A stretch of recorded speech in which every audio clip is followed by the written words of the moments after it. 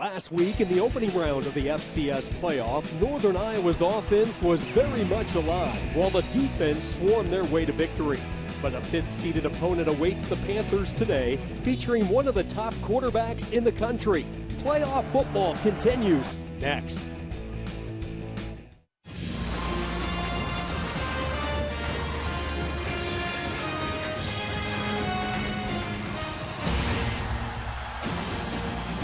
The NCAA FCS Football Championship is presented by Northwestern Mutual.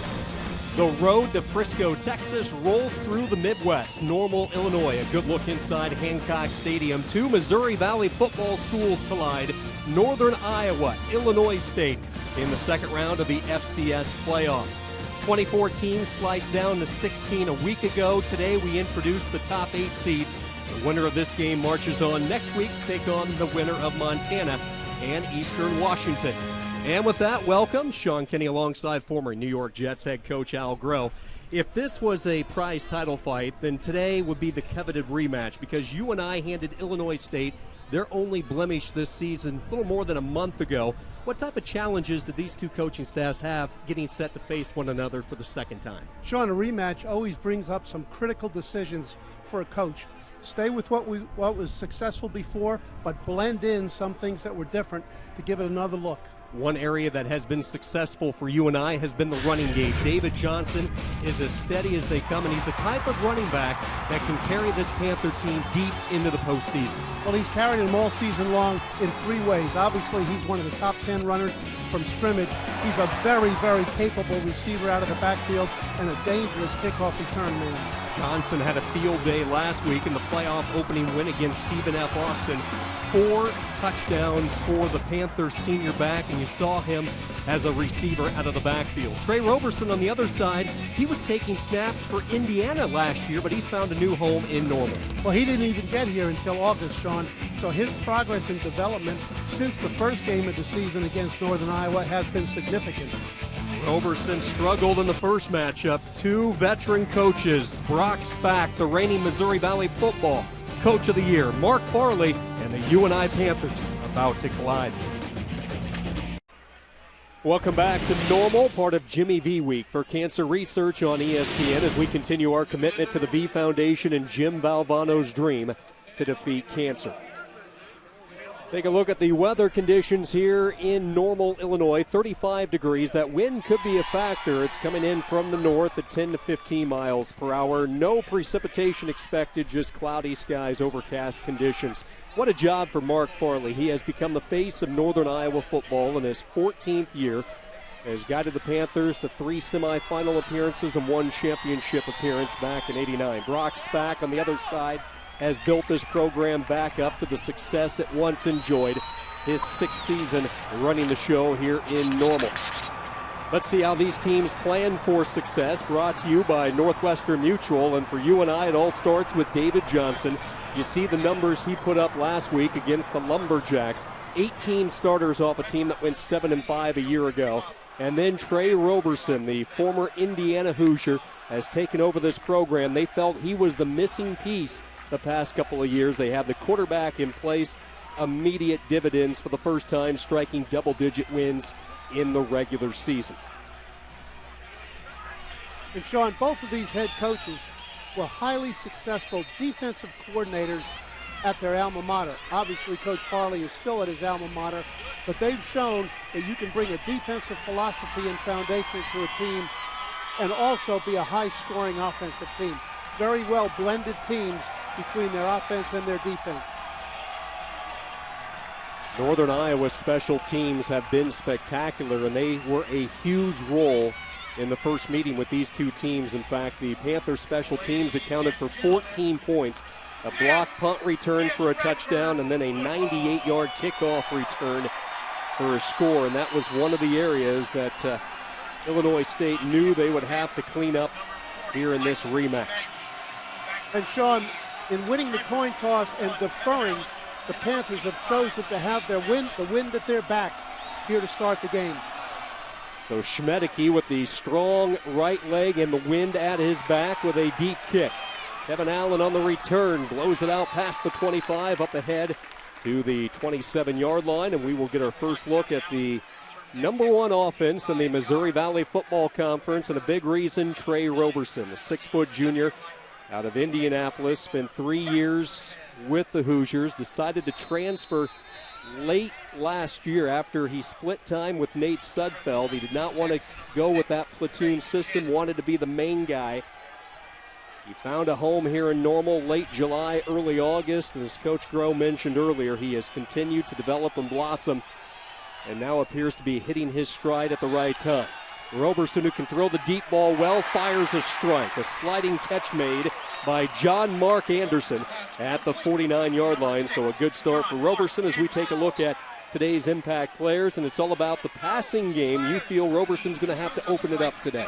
Well, they just did it to start with, going play action on the first play of the game, which negates what is a very effective Panthers pass rush. 24 yards on the game's first strike. The young freshman, John Mark Anderson, and immediately Illinois State on the UNI side.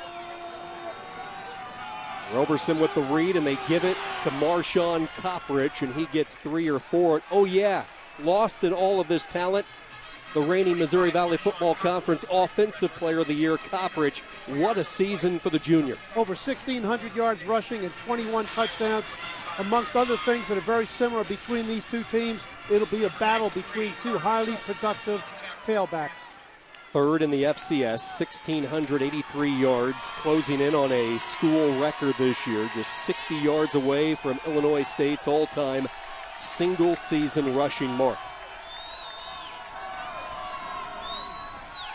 Roberson to throw for the second time, flush from the pocket. This is where he's dangerous. He'll float it down the side, incomplete. Good coverage downfield. It was Copperidge, but he was all guarded by McMakin. Well, watch him spin out to his left, Sean. This is something that he's very good at. One of the key things for this Panthers pass rush is to keep Roberson within the pocket and not let him get to the outside. He throws very well on the run, either left or right.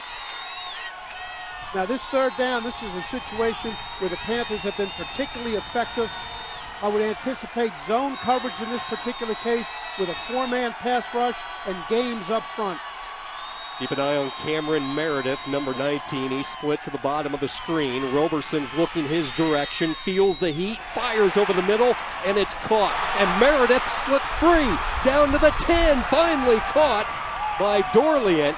But a third down conversion, and we talked about it. Cameron Meredith, the hottest receiver right now on this team. Well, he certainly is, and Roberson looks like a real leaguer on this play, stepping up in the pocket, throwing the ball on the move. Meredith has really come on here late in the season, and watch how he snatches the ball away from his body without being a body catcher. Now, this is the part of the field, Sean, in which Roberson really comes to the front as a ball carrier himself. Option plays, quarterback keepers, they really utilize his skills as another runner in the red zone. And Roberson's going to be forced to use an early timeout. He spotted something to his disliking, so he'll talk it over with Brock Spack and company. Illinois State, that's their first. Well, you don't like to use a timeout this early in the half, Sean, but when the ball's in the scoring zone like this, you want to make sure that everything is right, that nothing's amiss, and that clearly was the intent. Spack's Redbirds on the move. They'll have it first and goal when we come back. Opening drive for the Redbirds as they get set for their fifth play. They have it at the UNI 10. After the timeout, Roberson will hand the ball off, and not much for Copperidge over the left side. He was brought down by Alice, who had a dominant performance in the win against Stephen F. Austin last week. Yeah, Sean, the matchup between the defensive tackles O'Brien and Williams of UNI and the inside three, the center and the two guards, led by the center, Robert Rothie, is going to be critical to the ability of the Redbirds to run the ball. Xavier Williams, a two-time first-team all-conference player, controls the middle, both he and O'Brien. Second and goal from the 8. Roberson gives it, and giving ground is Copperidge. He's able to slither his way ahead for positive yardage. UNI had initial penetration. Copperidge Did a nice job just to pick up 2. Oh, he certainly did. He shows his vision and his lateral quickness and his balance on this particular run and turning what could have been a loss into a positive play. Here's where Roberson is dangerous as a runner. You get him outside the pocket, the ability to throw or run. And if they get single coverage out on the right, they like to throw the fade out there. Roberson looks, slant, caught, touchdown, Redbirds. It's Cameron Meredith. Well, he got the single coverage over there, Sean, and he started out running the route as if he was running the fade. He took the defensive back to the outside and then broke it off inside into a slant route against isolation coverage, and Roberson put the ball in the exact right place, which was up high where only his man could make a play on it. Really a beautifully run drive by Trey Roberson.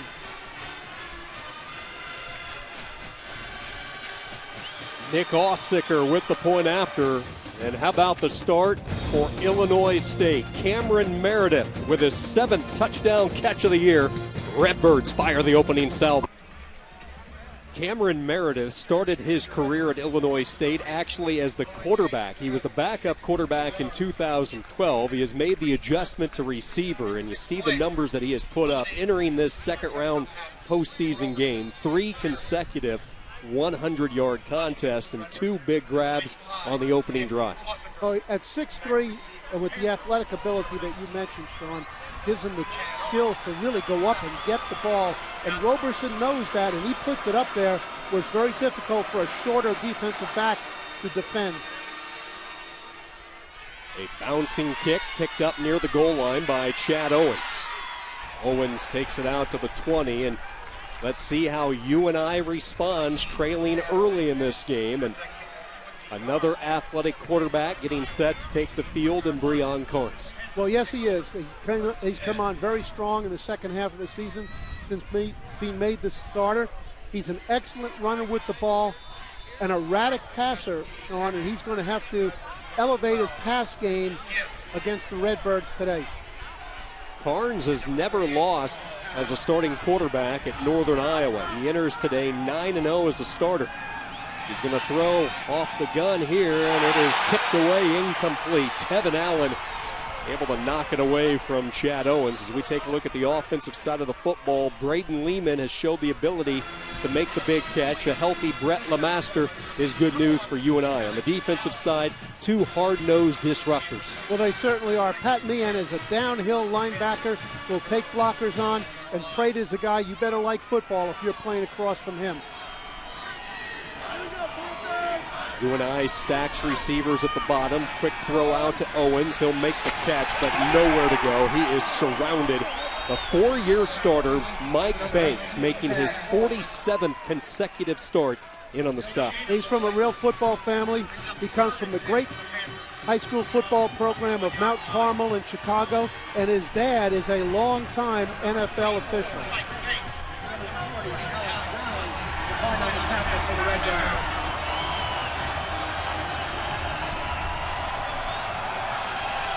Four wide receivers in for the Panthers. Illinois State rushes 4. Looked like Carnes was hit, and it falls incomplete, and it's a 3-and-out for the Panthers. Well, in this early part of the game, Sean, we've seen what might differentiate these teams throughout the course of the game, and that is the pinpoint passing by Roberson for the Redbirds and the erratic passing by Carnes for the Panthers. Logan Biegler on the punt, averaging 41 yards a kick this year. Line drive kick with that win. Neblett picks it up on the first bounce, and then he is jumped on at the 33. 34-yard punt. Illinois State behind the Trey Roberson strike on top early, 7-0.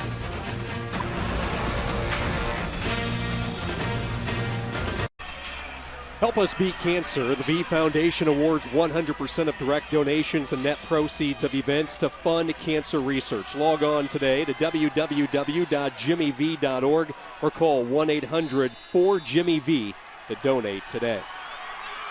Drive number 2 of this opening quarter for Illinois State. from the 33-yard line. Roberson on first down. They give it to Koprich, and then he is jarred.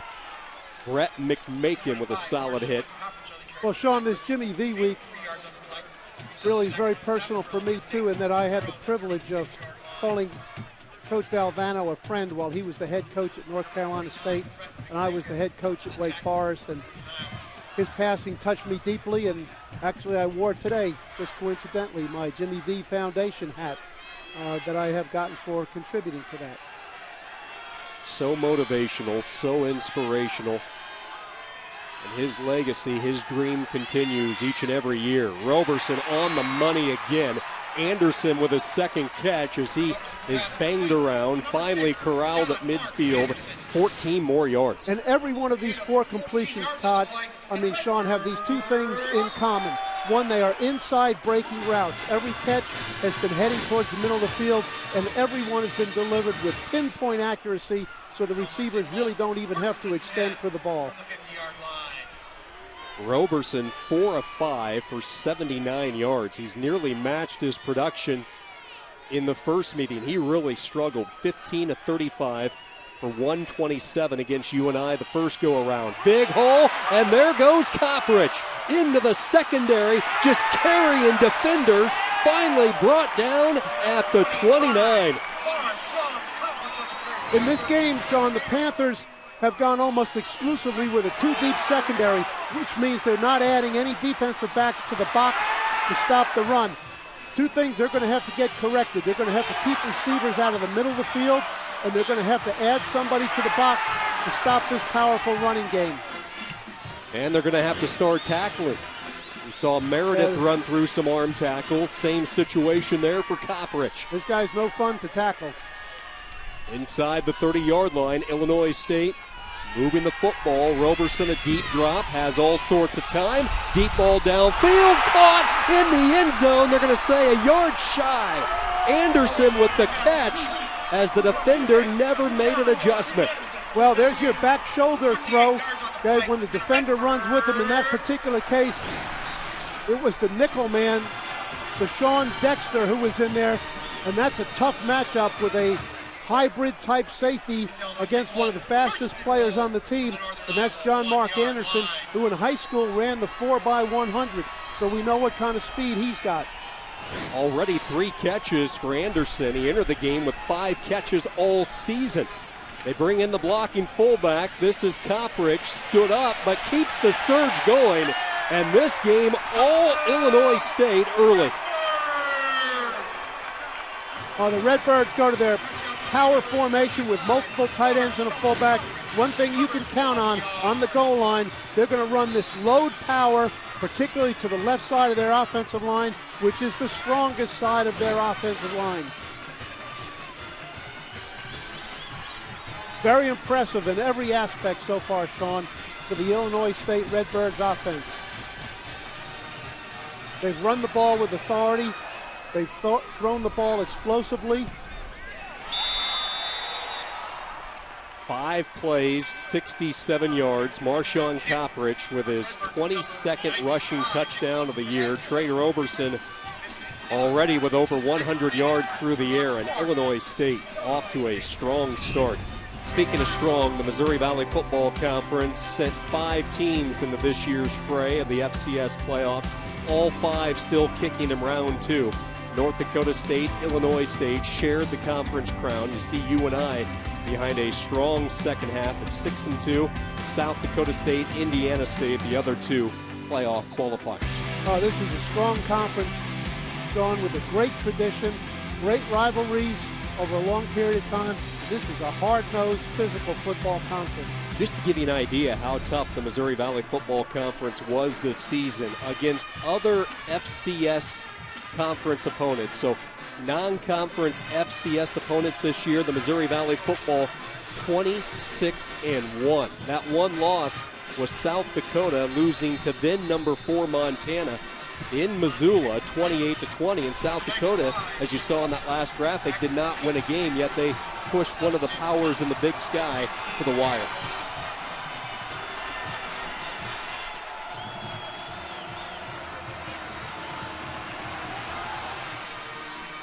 Little squib kick, short and shallow against the wind. Johnson fields with momentum. The very dangerous David Johnson takes it out to the 45. And let's see how the Panthers respond. Boy, you talk about taking a shot to the gut early on the road. Well, the Redbirds, remembering how Johnson ran the kickoff back 96 yards for a touchdown against them in the first game, tried the little pop fly kick to try to keep him from getting a solid run back going, but the wind held the ball up, and Johnson got the ball just like Coach Farley hoped that he would. 3 passes to start the game for the Panthers. I'm sure they want to get Johnson established on this drive. Lehman is the tight end to the right, and they will hand it off to Johnson. Not much to work with. He'll push on to the Redbird side, brought down by Prate. Well, Prate, as he was in the first game, is going to give them a lot to handle in the middle of the defense for the offensive line for Northern Iowa.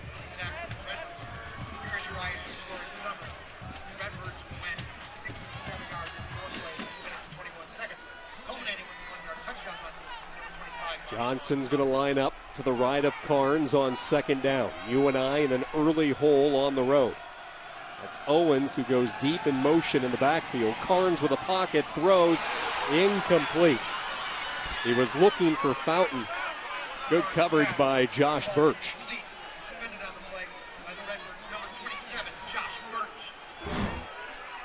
Well, Birch played that perfectly, Sean, and then he got inside position on the receiver and shielded him from the ball. Mentioned these two teams met a little more than a month ago. UNI behind a strong fourth quarter. A couple of special teams touchdowns. Both featured backs had good days. 3 touchdowns for Copprich. Johnson was well over 100. But a different looking Illinois State team early on today. 3rd and 8. Here comes the pressure. Carnes throws, has Lemaster, but he overshot him, incomplete. The safety McCoy was in the neighborhood. And it's another 3 and out for UNI. He didn't really have much of a window here, as the Redbirds like to do on 3rd and long, Sean. They went to a 2-deep zone. The corner got good reroute and jammed to disrupt the entry, and the safety got over the top. Really a tight window to get it in there, and Carnes is not that type of pinpoint passer.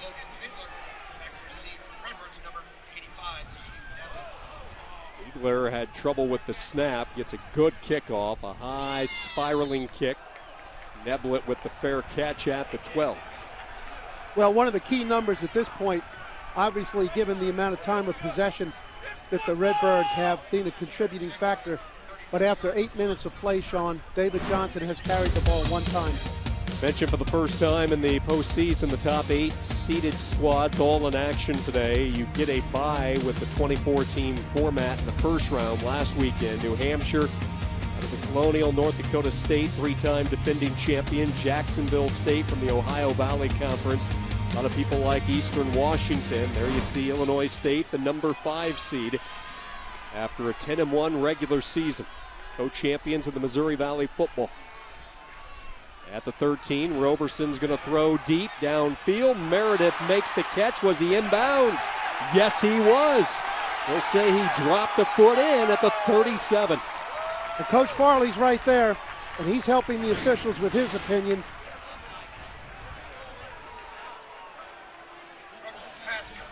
We can see that the ball is thrown up high, taking advantage of Malcolm's height. See Illinois State rush up to the line. They wanted to get a playoff before Farley could challenge, and Mark was able to get the challenge and take a second look at it upstairs. 2-second timeout. Ball.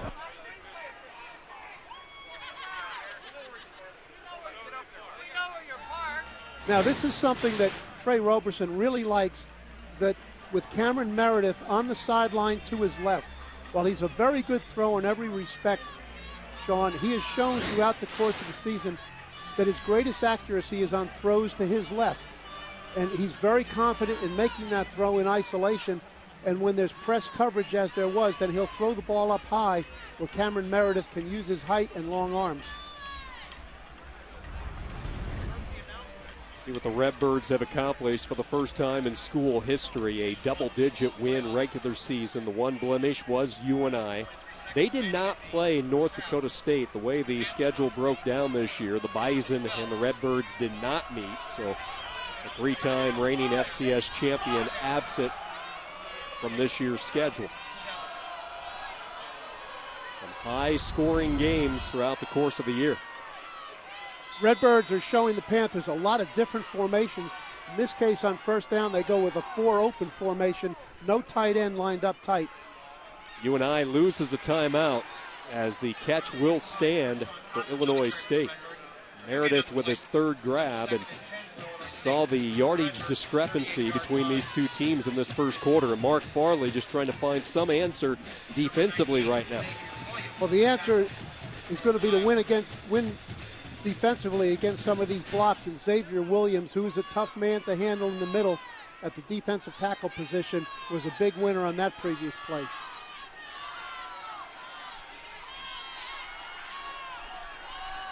Panthers staying with their two-deep defense. Look at the time for Roberson. Drifts right, has Barton out in front. He'll tuck it across the field. Roberson tripped up at the 46-yard line. Well, there's a perfect example of his versatility as a runner. He's got real good speed. And watch on the outside to the left as the rusher ducks inside, showing unawareness there, Sean, of his ability to get to the outside. You've got to keep this guy in the pocket. He's too dangerous as a runner, but also as an excellent thrower on the run when you let him out of the pocket. He put up good numbers in the turbulent waters of the Big Ten Conference in Indiana. He's brought that same success here to the FCS level. Third down, and Coppridge will move the chains. On to the UNI side, brought down by Kilfoy, the physical safety at the back end for the Panthers. The Redbirds started in an unbalanced formation, which caused the Panthers to overshift to the offensive right, but then brought O'Shaughnessy back in motion to balance it up, and they gained a numbers advantage.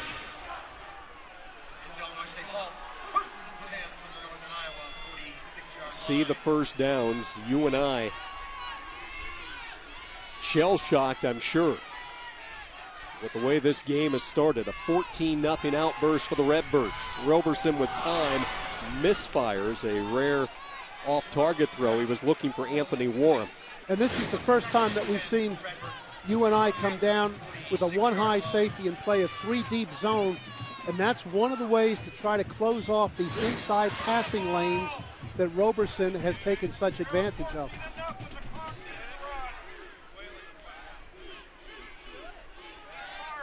Roberson 6 of 8 for 132 yards. Already 5 more passing yards than he had the entire game in the first meeting with UNI.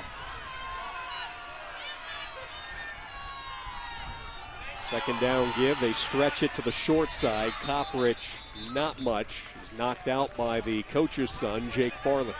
Yes, Brett McMakin is also a very, very versatile player. He plays on the line of scrimmages, a defensive end. He plays off on the slot as a linebacker.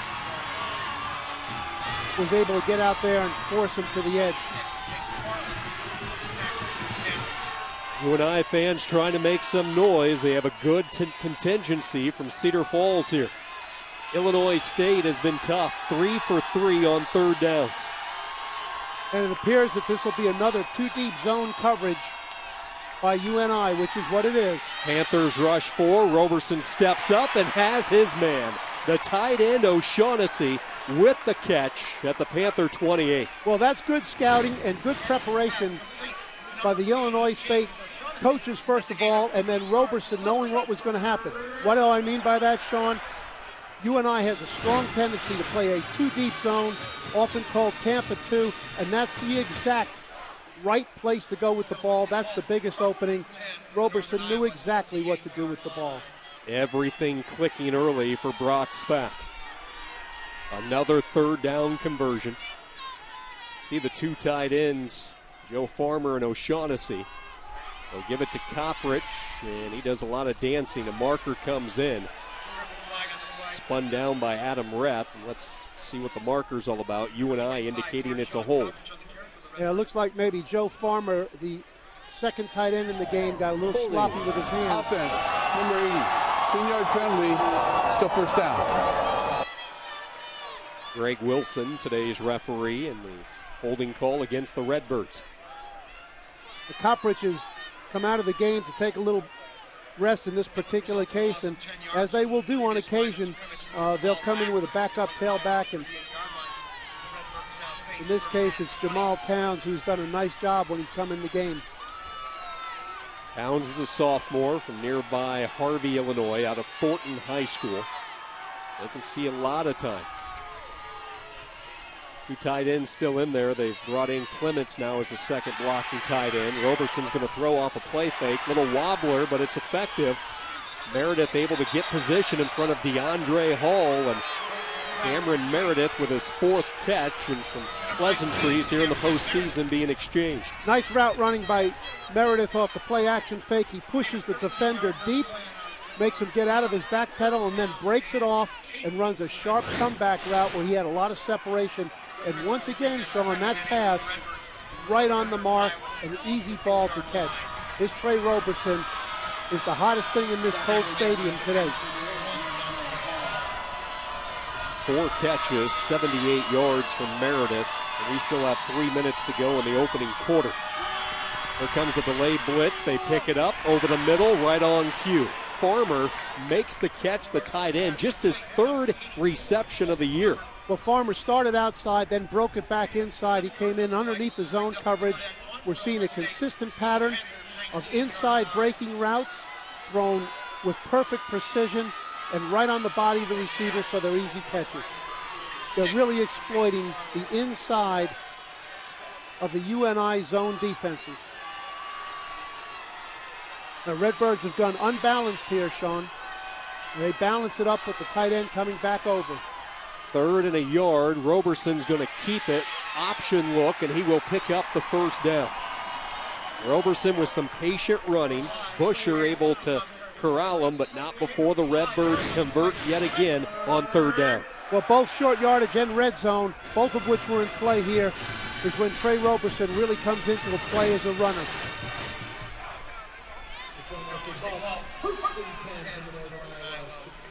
UNI desperately needing somebody to make a play on the defensive side. The Redbirds inside the red zone, having success both rushing and throwing the football in this opening stanza. Copperich with the carry, and even on 1st down, he goes 3-4 yards without even getting touched. Alice in on the stop.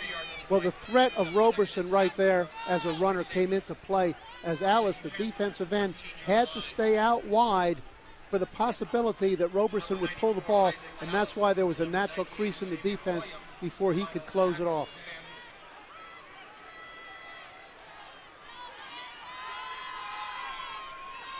Brock Spack, knowing his team is dominating the line of scrimmage in this first quarter, and he has a red-hot quarterback. Roberson on a design draw up the middle. Tough yardage as he gets inside the 5. Could be close to another first down. Well, here we got a perfect example, Sean, of the Redbirds utilizing Trey Roberson as a red zone runner. So even though there's only one designated back in the backfield, obviously in Copperidge, a back that has to draw a lot of attention, there are actually 2 runners back there in the red zone, with Trey Roberson being just as explosive. Nice call by Kurt Bethard, the offensive coordinator. You have the entire playbook to choose from here. Illinois State has set it all up. 1st and goal from the 5. And it will be Roberson on a fake, trying to scoot to the outside. McMakin chasing, able to keep containment and force him out of bounds. Number 5, Trey Roberson on the carry for the Redbirds.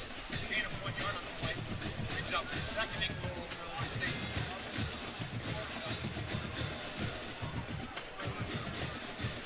232 yards for Illinois State, 3 yards for UNI in this opening quarter. Number 49, Brett McMakin in on the tackle. Illinois State looks like they're going to be content to switch fields and get the wind at their back for the 2nd down play. The Redbirds have never lost here at Hancock Stadium since they renovated this facility last year. A perfect 7-0 at home this year. and they are looking good after 15 minutes. Meredith started the scoring. Coppridge finished it. Illinois State by 14 after 1.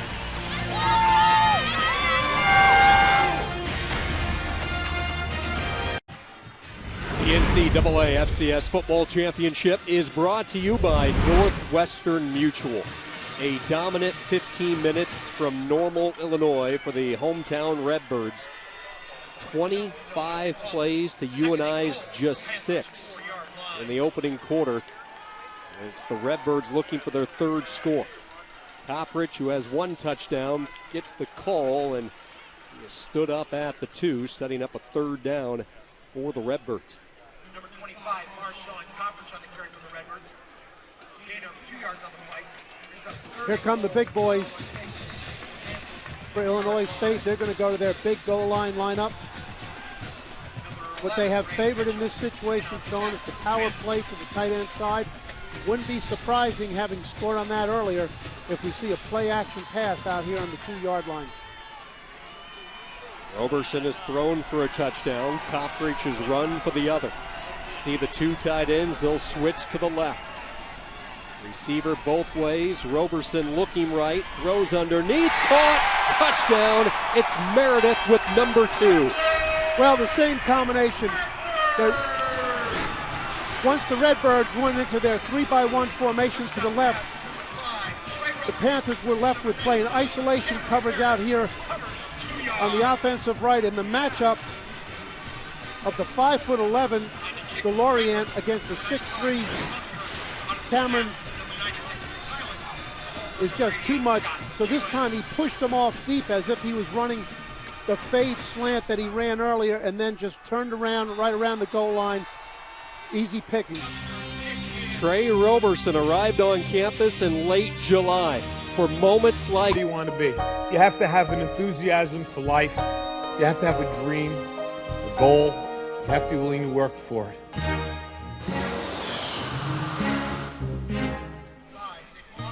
Founded in 1993 by Jim Valvano and ESPN, the V Foundation, as we take time to recognize all the great work by Jim and how his work is carried on through the years.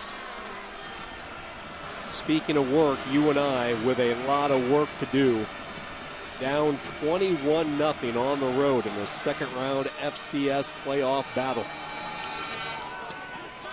David Johnson on the return.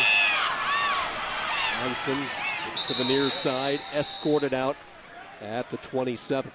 The 2014 NCAA Division I Football Championship continues next weekend. All games will be on the Watch ESPN app and ESPN3. For more information, go to NCAA.com, the official online home for all 89 NCAA championships. Offensively here, Sean, UNI just has to take the approach that the game is just starting. They can't look at the scoreboard. They've got to get something established, and that number one thing has got to be David Johnson. They will try to get Johnson going, but he has nowhere to go. Teddy Corwin down the line with penetration. Well, Teddy Corwin's an All-Missouri Valley Conference defensive selection. He's effective against the run. He's a terrific pass rusher, and he was just too athletic on that particular play to be blocked. 7 plays, a grand total of 3 net yards for the UNI offense in this first half. They give it to Johnson up the middle, and not much. He scrapes ahead to the 32-yard line, brought down by Braden Prate. Yes, you mentioned Prate right at the top of the broadcast here, Sean, about what a factor he's been in the middle of the line, and very physical player. Number 99, Braden Prate on the tackle for Illinois State. These third and longer situations are exactly what UNI wanted to avoid against a very good third down defense. They're going to press the outside receivers. Here comes the pressure up the middle. Carnes throws, and a nice adjustment is made on the back shoulder, and UNI picks up the play that they so desperately needed.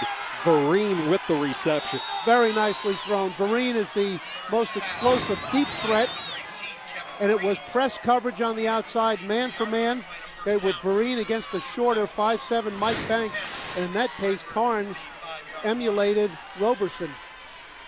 23 yards on the strike. Let's see if that puts a little life into the UNI offense. Not here. Johnson swallowed up at the line of scrimmage. David Perkins, the former Ohio State Buckeye, in on the stop.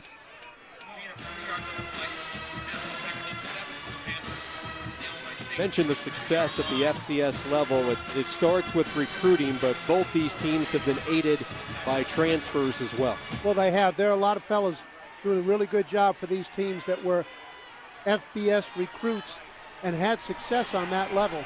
The read, Carnes elects to keep it, makes a couple of defenders miss, and Carnes showing some of his athleticism. He still doesn't quite look 100% though, and Mark Farley mentioned he's been fighting a bum ankle. He doesn't have the explosiveness that we have seen, but they're going to have to utilize his skills on the edge, either pulling the ball on read plays like that or out on the edge on sprint outs and bootlegs. That's where his skills really show the best, Sean. Speaking of transfers, he started his career at Nebraska, was behind Taylor Martinez, then Bo Pelini switched him to receiver, and that's when he decided to leave Lincoln and explore his options, and they have located him at Cedar Falls. And we mentioned he has been tough as a starter, 9-0 as a starter ever since taking over for Sawyer Cole-Morgan last year because of injury, and then taking the job halfway through the season this year. Well, Brandon Prate at left defensive tackle on that play just dominated Trevor Hansen, the guard, to get penetration into the backfield and force a 1-yard loss.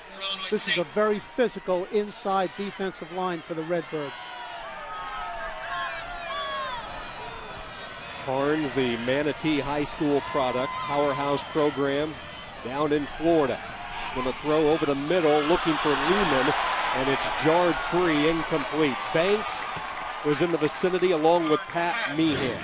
Well, he just left the ball on the back hip, okay, the right hip of the tight end Lehman. We can see it right there, and that gave Banks the opportunity to come from the outside in and make a play on the ball. Had the ball been thrown, Sean, to the upfield shoulder, it would have kept it away from Banks. Is this 4-down territory to get 11 yards? With this score here in particular and the wind in the face of the field goal kicker, I would certainly think so. And Schmedeke is the top kicker in all of college football for UNI. 4 wide receivers. Carnes is going to have to use a timeout with the play clock dwindling. Timeout, Northern Iowa. Also immediate timeout. So the Panthers use a timeout. 3rd and 11 for Breon Carnes, trying to get back into this second-round matchup. Illinois State on top, 21-0 over Northern Iowa. I want to remind you, coming up at the half, the Ivy League heist. What exactly happened in the fabled Yale-Harvard series back in 2004? You won't want to miss it. Plus, we'll take a look at some of the great entrances in college football, all coming up. 3rd and 11 for UNI. The Panthers in 4-down territory from the Redbird 37. Carnes throws, caught by Johnson, but he is tackled immediately. The veteran, Mike Banks. They motioned Johnson out to create an empty set, had him in the slot to the short side of the field. The Redbirds know when he's out of the backfield, he's out there as a principal receiver. They were playing a 2-deep zone, which had Banks sitting in the flat. He knew what was coming. Strong tackle brings up 4th down and a long 5, short 6. I know it's early, Al, but UNI needs this desperately to keep this drive alive and try to withstand this early storm at Normal. 4th and 5 for the Panthers. Carnes is going to look left, double clutch, throw, incomplete. Overshot his man. He was looking for Vereen. Well, that corner flat combination, Sean, is what you want to throw against a 2-deep coverage. They get a little bit of isolation against the safety. There's a window there. Carnes is just not pinpoint enough to get it in.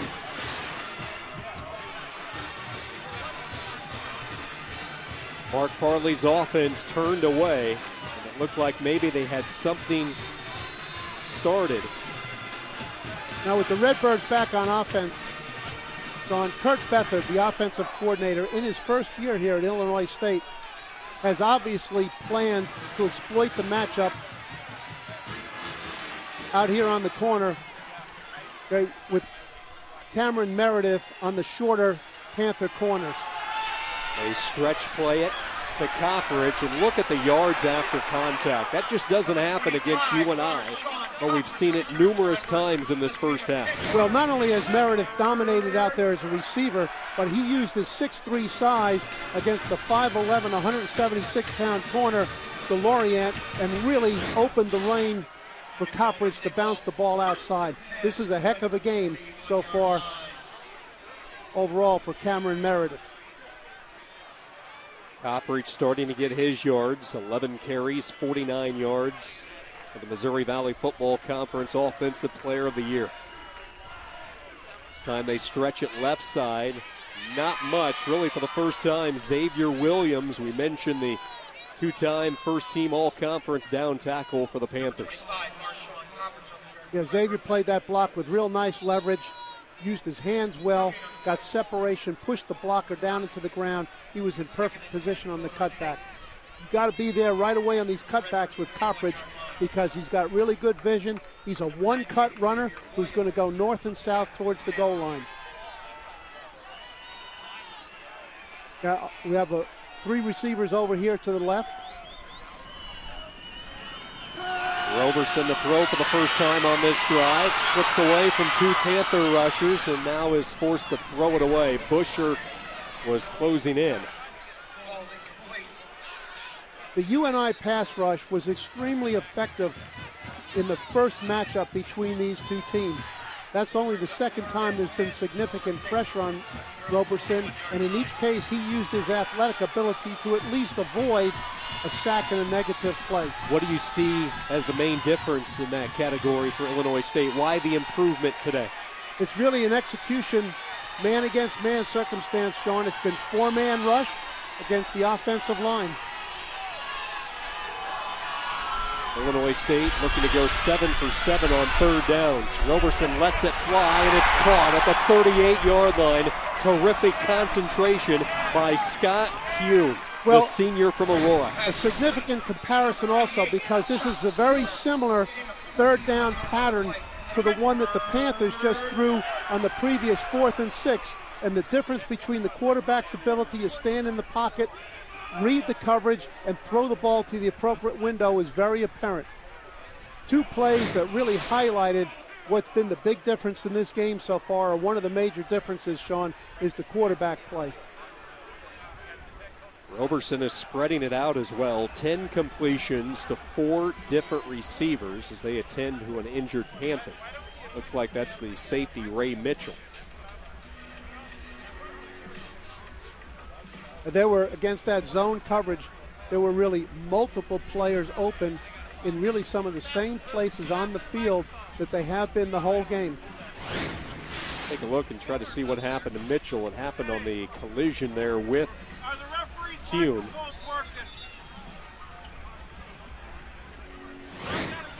Didn't look like anything real violent. Hopefully Mitchell's able to go. He's a key cog in that secondary. A couple of interceptions this year. He had a record-setting day at the Unidome last year with 2 pick-sixes against Western Illinois. He's a playmaker, senior from Irving, Texas. Here comes a delayed blitz. Roberson flush and still hits. Finds Warham at the 34-yard line. Well, the Panthers tried to switch up here. They go to a 3-man rush, then try to add a linebacker late. You can see over here on the offensive left that Ailes is probably pulled back inside by the offensive left tackle, who gets away with hands extended. With this front line for UNI, with McMakin, O'Brien, Williams, and Alice, these are guys that have been able to generate pressure. UNI is not a real blitz-heavy team because they can get pressure from those 4-down tackles. Well, you're right, Sean. That's been a formula for defensive success throughout. Roberson looking, and he is forced to get rid of it. Drugged down by Alice, who finally was able to crack through. They haven't had many shots at Roberson in the backfield, but that time Alice got through.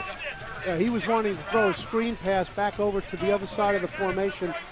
The runner could not get out and get clear, so he just flushed out to his right and eventually took advantage of the rule, allowing him outside the tackle box to throw the ball away. We've now got a critical 3rd down situation, which is probably in 4-down territory. We have some confusion in the Panthers front,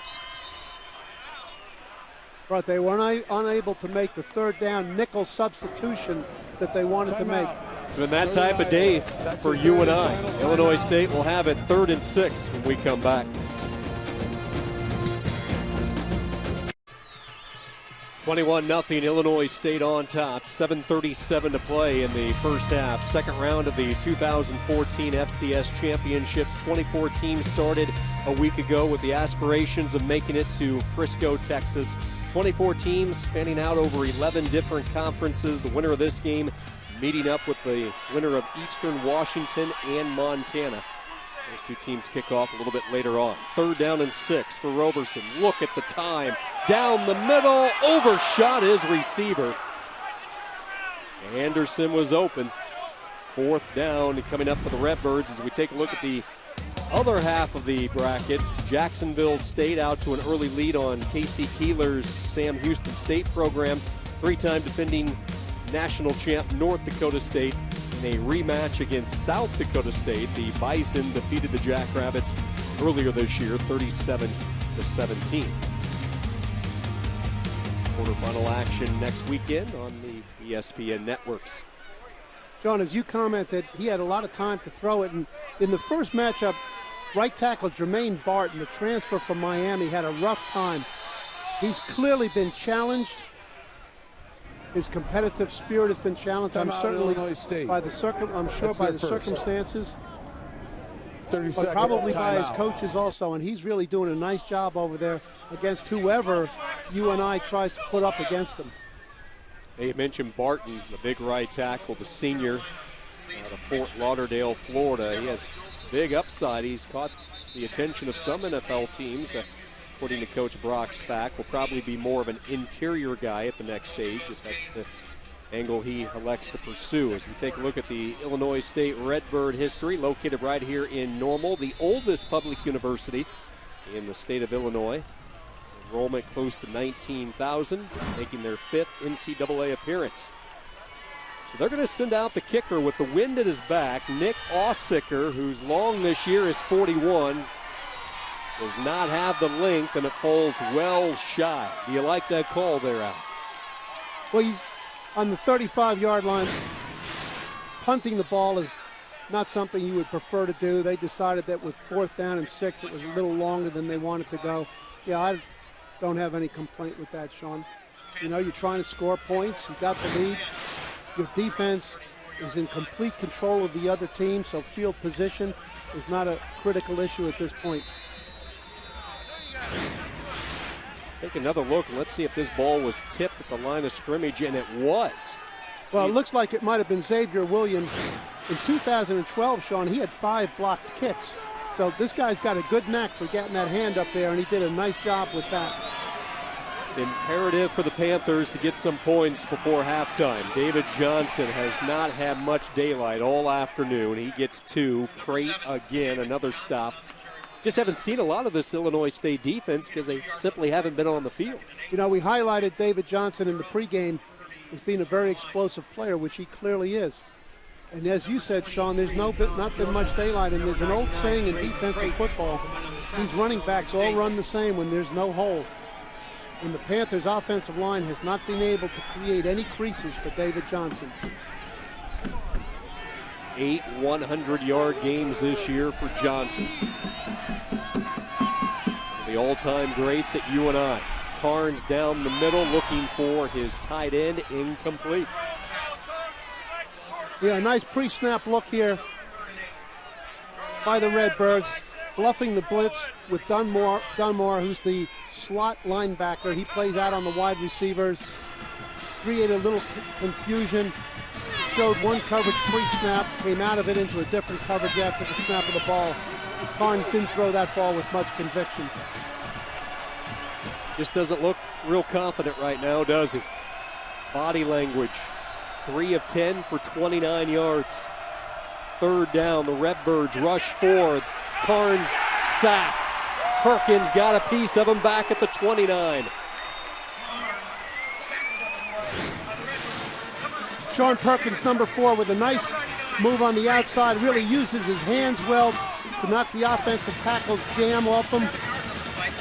He was in the game participant for Ohio State as a true freshman, Sean, and rushed for 1,300 yards as a high school senior. So that athletic ability matched up against an offensive lineman is a big advantage in his respect. Not a good kick by Beegler, but he will get the fortuitous bounce as the Panthers special team unit touches it at the 29. And I just don't think Breon Carnes is at full speed. You saw him limping off the field, and even on that last play, a healthy Carnes does not go down on that contact from Perkins. Well, most likely that's exactly true, Sean. This is not the athletic player that we've seen previously, but besides that, the pass rush was still intense, showing the dominance of the Redbirds' defensive line, and the inability to run the ball has really put the game in Carnes' hands, and that's not the way UNI has operated best. It's been when the ball can be with David Johnson most of the time. Remember, the backup is Sawyer Cole-Morgan, who has been a starter past couple of years. He is the more accomplished of the two as far as throwing the football.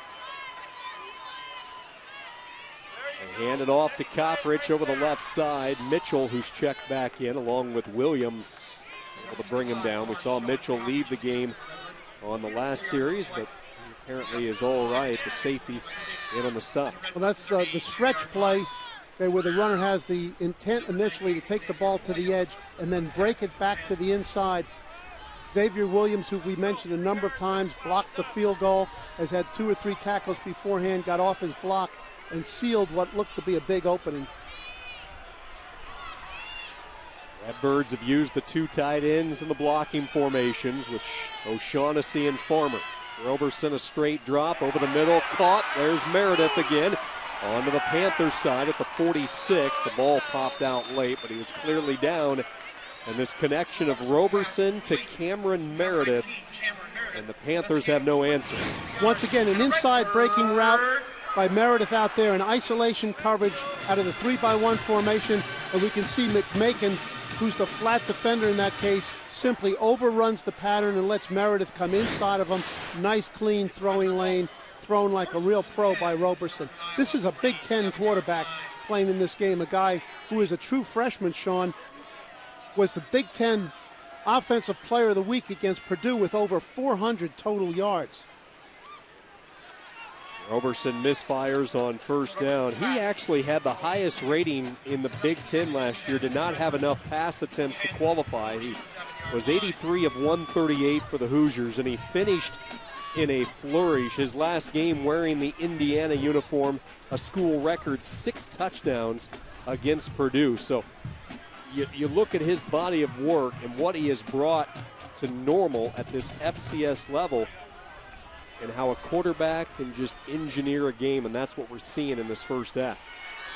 Coppridge over the left side, stood up by Farley, the hard-hitting middle linebacker. It's up a 3rd down. Well, here's the inside zone play in which Coppridge just breaks it to the outside, and really the key to that play, as we saw, was number 24, Tim Guilfoy, who set the edge with his left shoulder and turned the ball back inside to the pursuit.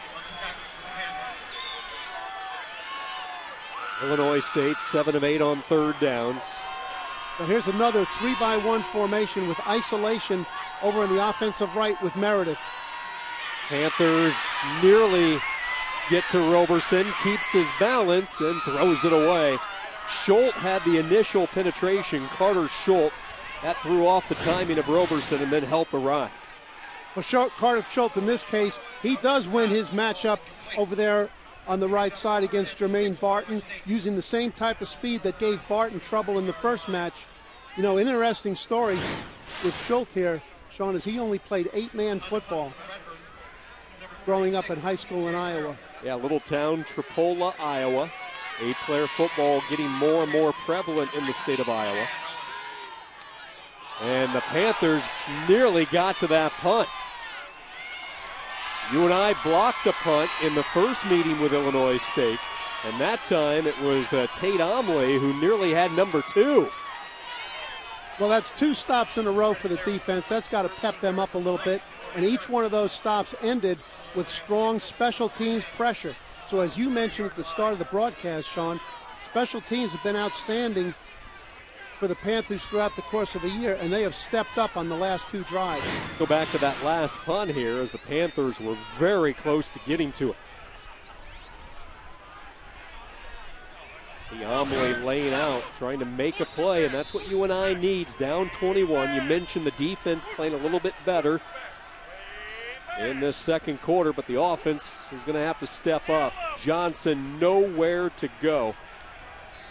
Colin Keoshin and a host of Redbirds surrounding him.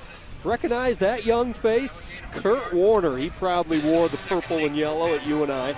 Star quarterback for the Panthers back in the early 90s, guiding this program to playoff success. Went on to have a successful career at the NFL. Spent some time with the Iowa Barnstormers. Actually, that was his key connecting piece, if you will, after leading UNI. Had some big-time years with the Barnstormers, located in Des Moines, before finding a permanent home in the NFL. And what a career that young man enjoyed. A prolonged career. Could not meet a nicer guy, and what he has meant to the state of Iowa. His success story while he was playing with the Barnstormers, was actually an employee of a local grocery store in the state, helping pay the bills, an overnight shift, stocking the shelves, and all of his hard work paid off. Redbirds are going to try to turn loose Corwin on the left and Perkins on the right. They're 2 speed rushers here on 3rd down. 3rd and 5 for UNI. Carnes, little hitch pattern caught. Vereen makes the catch. That'll move the chains for the Panthers. Vereen just came right down in the opening in the zone, hooked up right around the sticks. Both Vereen and Carnes knew exactly what they needed. Carnes got the ball out of his hands quickly, which negated what was a developing pass rush. Vereen has been Carnes' favorite target. Kevin Vereen off to somewhat of a slow start this year. Had just 14 catches in the first 7 games. They then made the switch, Cole Morgan to Carnes, and Vereen has taken off. Johnson hammered. He paid the price. Dante McCoy, the safety, honorable mention, one of the South Chicago guys, a part of the recruiting trail that Coach Spack has brought back to Illinois State. Yeah, 10 of the starters for Illinois State come from the state of Illinois.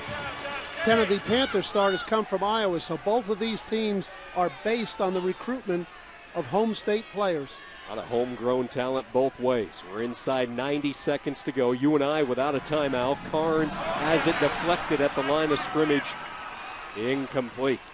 That was really the first blitz of the game by Illinois State, Sean, as they brought the outside linebacker, inside linebacker kind of national pass rush in which one scrapes around from inside to outside and the other one sets the edge.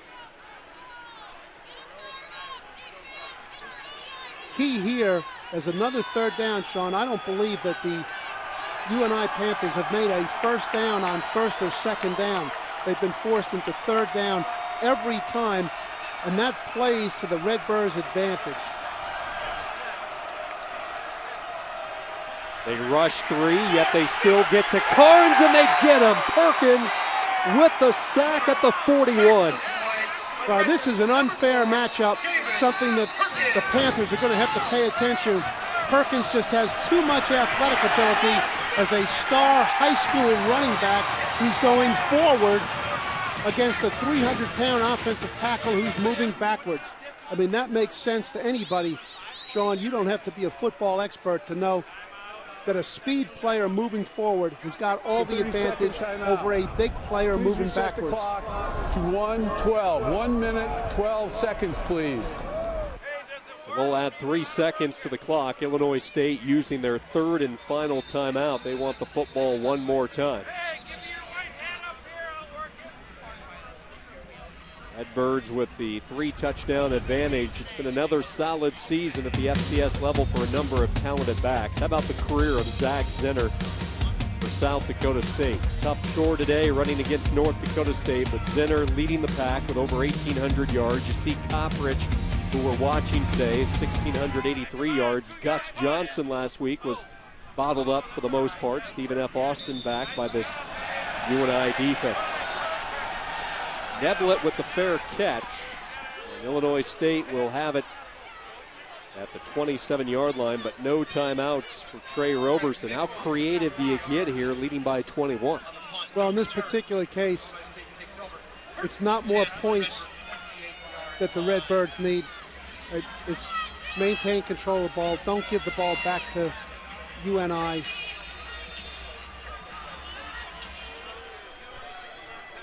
What a half of football for the former Indiana Hoosier, Trey Roberson. We'll see exactly on this first play here how Coach Brocksback wants to play this.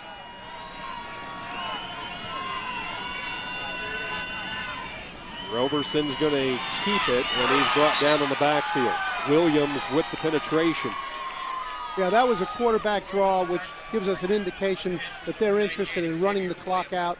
Gave the semblance of a pass, but plan to run it all the way. Now with 2nd and long, we can expect another run here. Roberson's going to throw over the middle, and a diving catch is made. Lachine Neblett with the grab. Shows how much I know. As they move the chains. Another inside breaking route in the middle of the field, as I said earlier, Sean. One of the things UNI has to address immediately and then at halftime is keep these receivers out of the middle of the field with jams and reroutes. They're going to need another 25 to 30 yards to get an Aussicker range. Probably a good thing that went through the fingertips of Meredith. Stops the clock with 23 seconds to go. And the Panthers have now got Ray Buchanan Jr., a transfer from Arkansas, whose dad had a very successful NFL career, now in there at the left corner trying to match him up against Cameron Meredith. So they are trying to make some changes in the lineup to get a better result than what they've been able to get so far. They've got their nickel in here now, which has got Dexter out in the slot and makes McMakin a pass rusher. Deep drop by Roberson over the middle, crossing pattern caught. This will stop the clock. To the 39 goes Lachine Neblett. Right, and you keep saying over the middle, Sean, and that's really the story of the first half.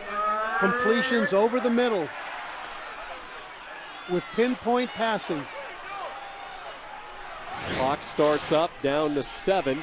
Might be the final play. Roberson guns toward the side. Neblett gets out of bounds with 3 seconds on the clock. Well, that's what they wanted. They wanted to get the ball closer to a probable field goal attempt. Another really impressive-looking throw, that is, from one hash mark all the way to the sideline, and he put the ball right on the edge of the field, Sean, which those outcuts are thrown to a spot, not to the receiver, and Roberson showed good coaching and good awareness. Nick Aussicker on to attempt a 45-yard field goal. He had a 51-yarder blocked earlier this half. 9 of 13 on the season.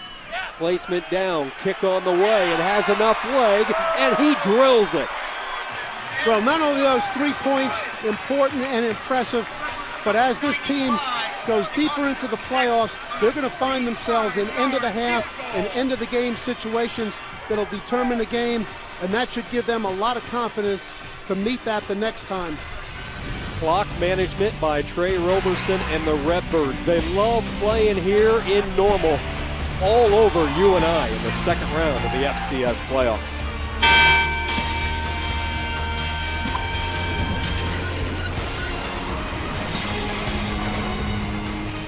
By Northwestern Mutual. Normal, Illinois, the setting for this round 2 matchup. UNI, Illinois State. Trey Roberson and the Redbirds flat out dominating the first half, but it will be the Panthers to get the football first here in the second half. And Al Groh, you look at this UNI team, a confident program playing their best football down the tail end of the season. What do they need to do to get back into it, namely on the offensive side of the football? They need to have an attitude that they're just starting the game, Sean. Make some adjustments, try to find a way to get David Johnson free in the running game. That's the number one thing. Otherwise, they become one-dimensional, and being reliant solely on the pass game is not the way the Panthers got this far into the playoffs. What was interesting as you studied this game, Mark Farley, with all the success he's had at UNI in his 14th year and all the playoff trips, He has never faced a team twice in the same season. Well, first adjustment that the Panthers have made is to make a change at quarterback. And they're bringing in Sawyer Holmorgan, who was the starter early in the season and is more of a passer. On first down, they give it to Johnson, who gets 6. Sawyer Colmorgan, a junior out of Jenks, Oklahoma. He started the first 7 games of the year this season. Back in 2012, he was the Missouri Valley Football Conference and FCS Co-Freshman of the Year. He had a real celebrated season, 21 touchdown passes, was a starter for 20 consecutive games until that ended late last year because of a concussion. That opened up the door for Breon Carnes, but now it's Colmorgan trying to rally the troops on the road to start this second half. A little bit of change there in the second half. Nice job by Brock Spack and his defensive coordinator, Spence Nowinski, going to an odd front from the even front. They played the whole first half, which creates a little bit different dynamic in the middle. See if Colmorgan puts it up for the first time. 3rd down and 3 for UNI. Yeah, let's see what they're going to do with Perkins coming off the right side. Keep an eye on number 4. Quick throw, and it's caught. Vereen with his 3rd reception, and the Panthers with an early 3rd down conversion. Maybe a little confidence builder for Sawyer Colmorgan. Yeah, nice job on a sticks route. Got to enough depth for the first down. Colmorgan playing like he's been in the game all the way. Knew what he was throwing to, got it out of his hands. On first down, this is Johnson, and he has nowhere to go. Tripped up at the line of scrimmage. Teddy Corwin with those long arms able to reach out and grab him. And the word that Brock Spack used when describing number 87, Teddy Corwin, the same word but 3 different times. Tough, tough, and tough.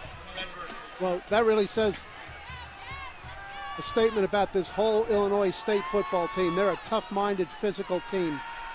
Colmorgan with a pocket, throws, and it's caught. LeMaster with his first catch. Brett LeMaster, the senior from Wichita. And all of a sudden, back-to-back first downs for UNI.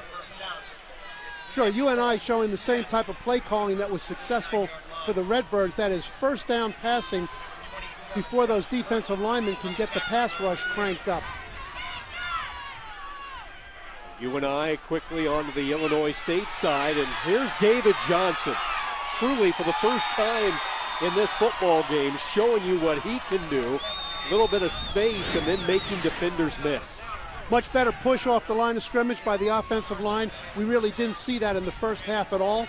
And more aggressive on his early carries by David Johnson than he was in the first half.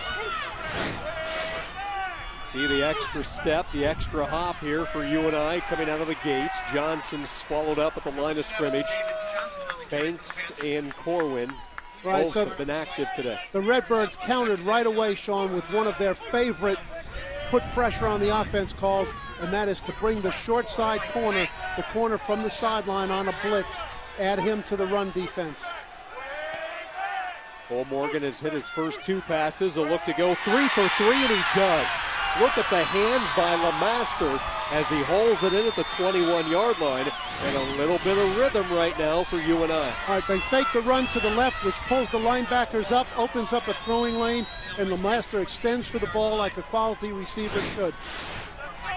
Look at these 3 receivers, Vereen, LeMaster, and Owens. They're all happy to be healthy, really, for the first time together. Nowhere to go on first down as UNI tried to go back to the ground game with Darian Miller. Change of pace back. Former Kansas Jayhawk is recruited by...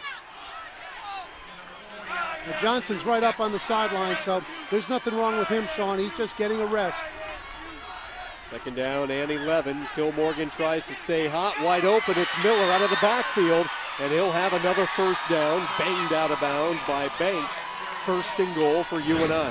Well, they fake the run, fake from left to right, swing Miller out of the backfield, and the defense collapses to the inside. They lost track of where Miller was.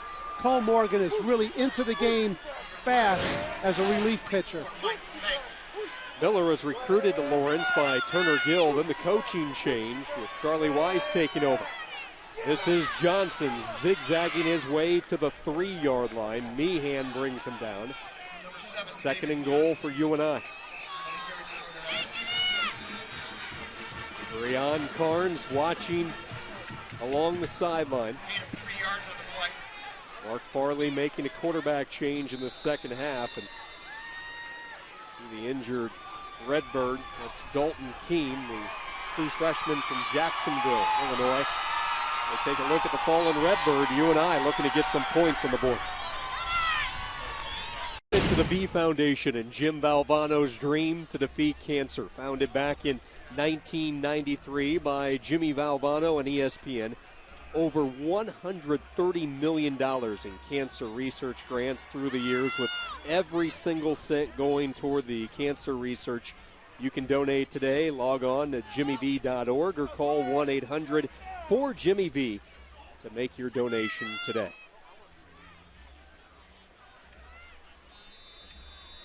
Sean, this is the spot on the field where UNI likes to go to a bigger lineup, maybe with multiple tight ends.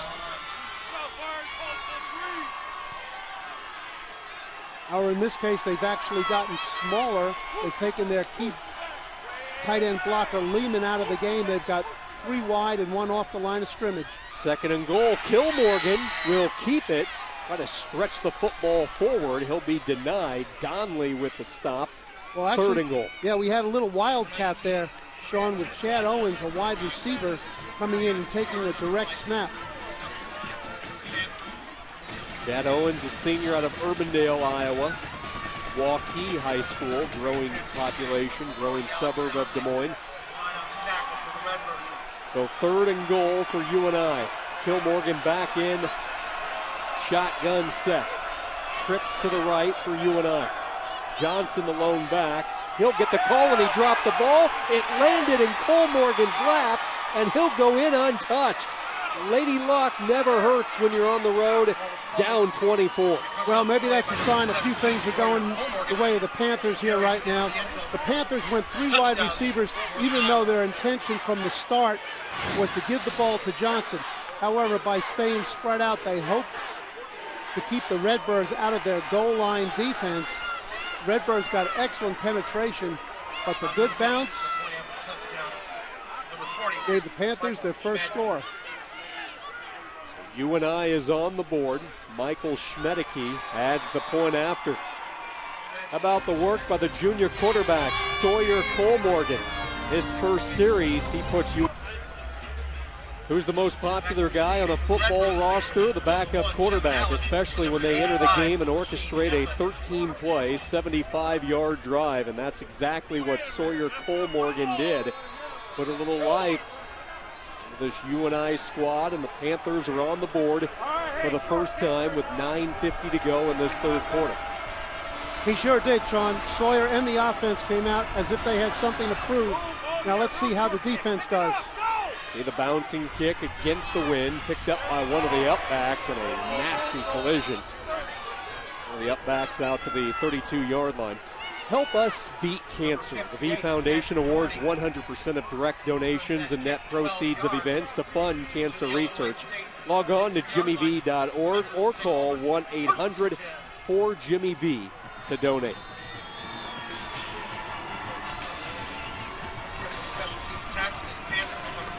This UNI defense have wreaked a lot of havoc throughout the course of the regular season, and last week in the opening round of the playoffs.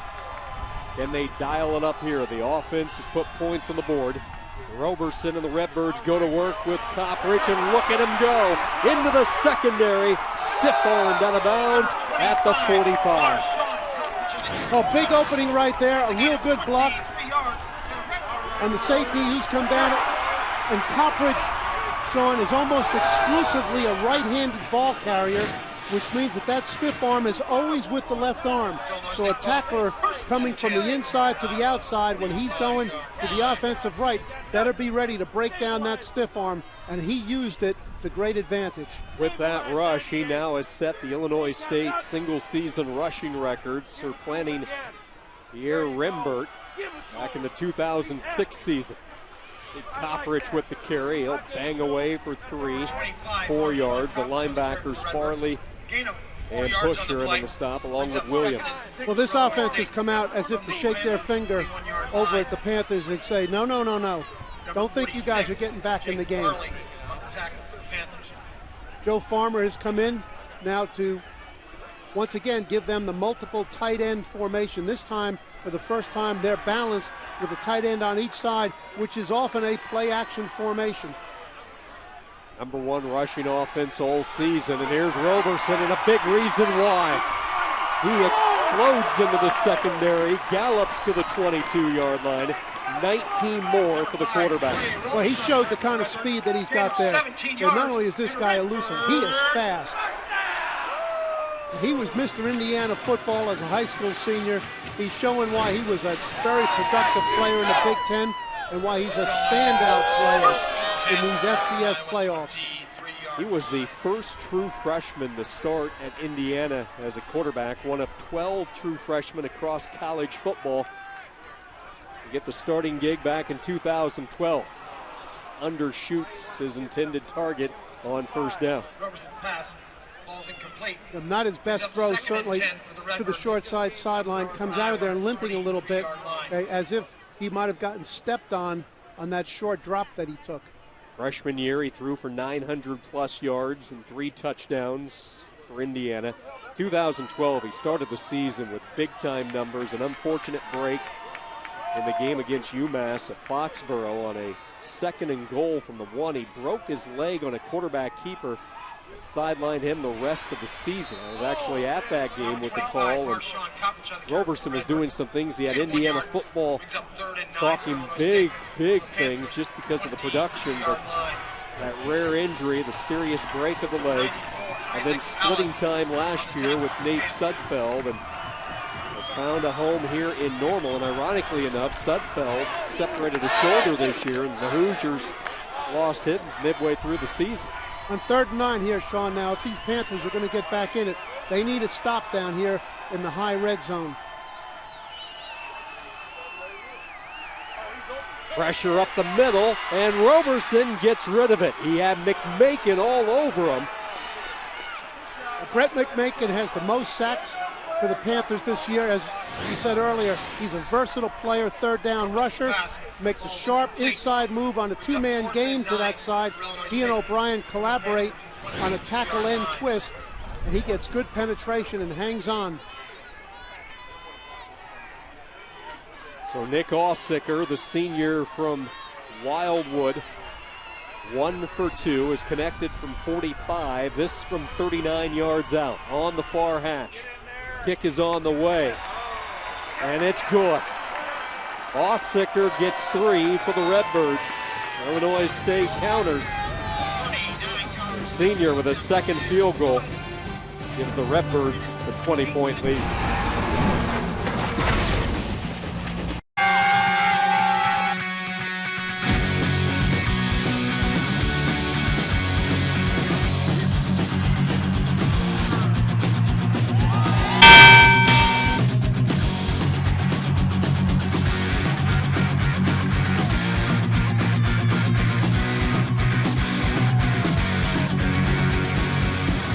Trey Roberson with a couple of touchdown passes, 2 field goals from Nick Ausicker, the latest coming from 39 yards, and Illinois State back out 20 on UNI in this 2nd round FCS playoff matchup. You see the sun actually starting to break through the cloud cover here in Normal, Illinois. David Johnson on the return takes it out to the 28-yard line. So Sawyer Cole-Morgan out of the bullpen in the 2nd half for UNI, goes 4 for 4, 46 yards, and he takes it from a yard out to give UNI some life offensively.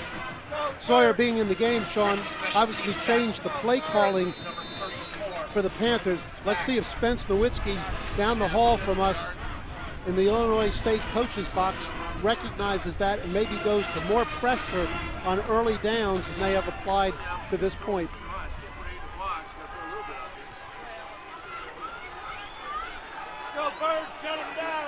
Four wide receivers would indicate they're going to stay with the same approach. Pressure up the middle. Cor Morgan hit as he threw it, and it falls incomplete. Well, Cor Morgan was hit by Colin Keoshin. He's an interesting story, Sean.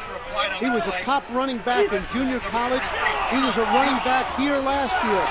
But at 6'3", 260 pounds, he's very athletic, and with Coppridge playing tailback, clearly they didn't need a tailback.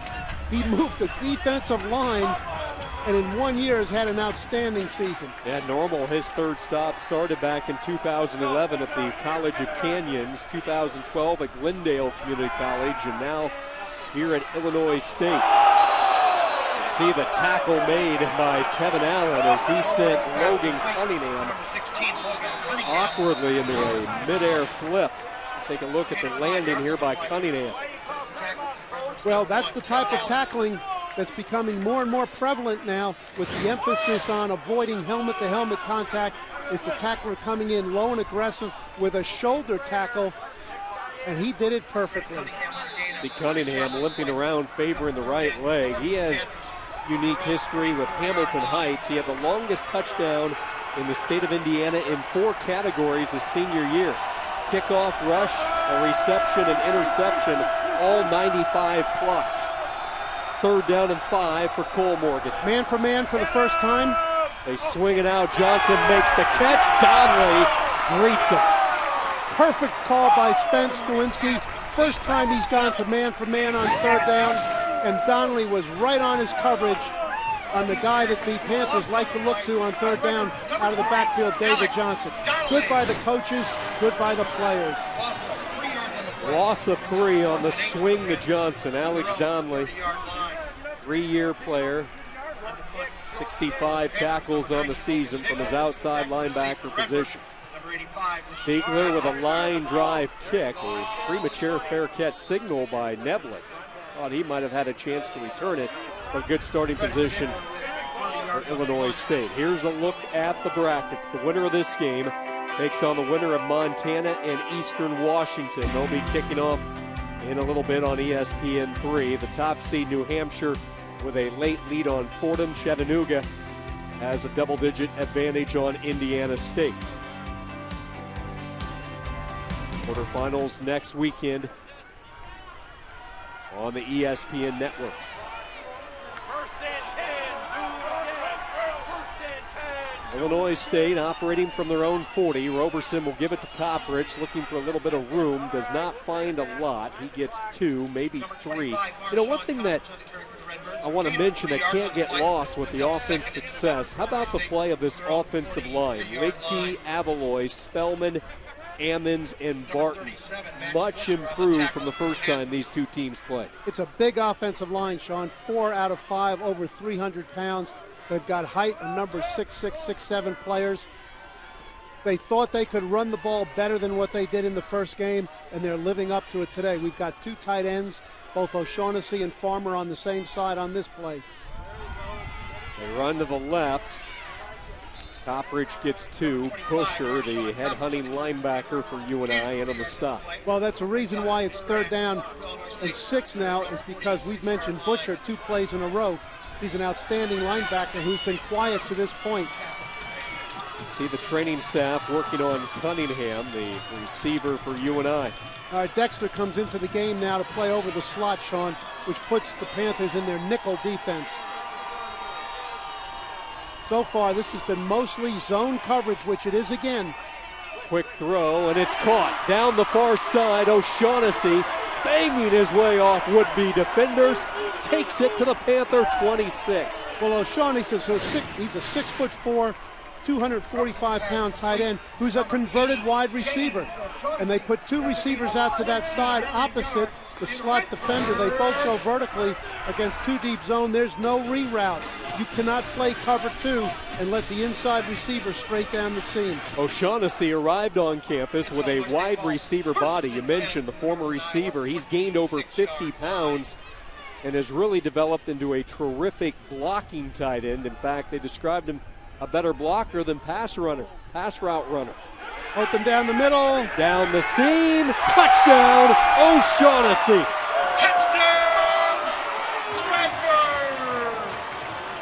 pretty good route runner there. Well, real good play calling here after a big play to come right back with another vertical play.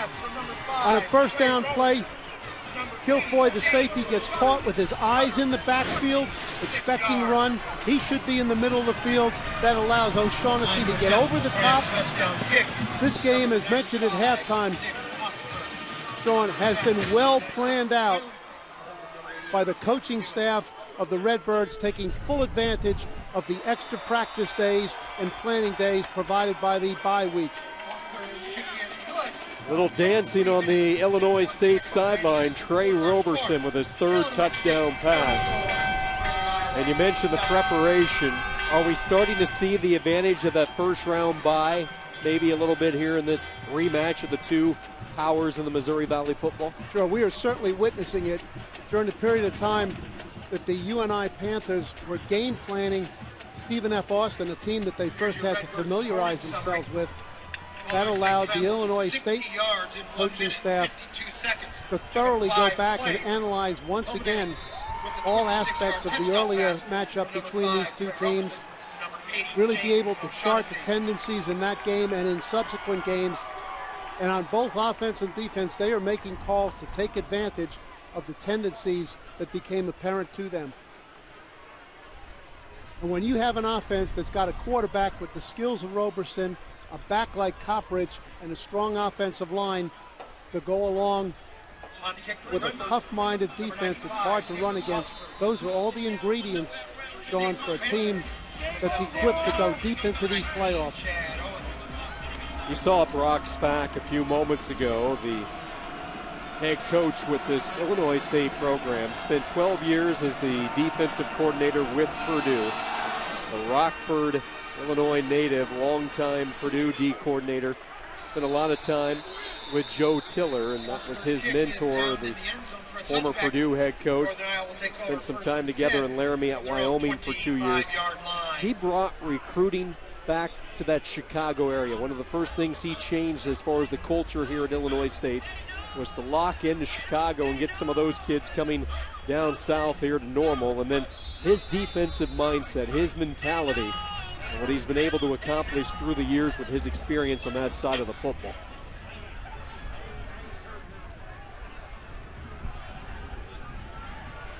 So UNI back in another large deficit. Sawyer Cole Morgan looking right, floats it right, jump ball situation, but well out of bounds. Nowhere for LeMaster to work.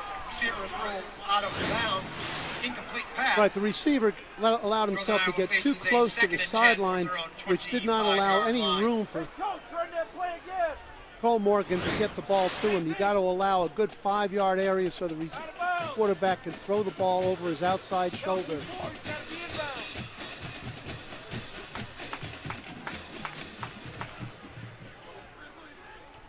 More 4-wide receiver set.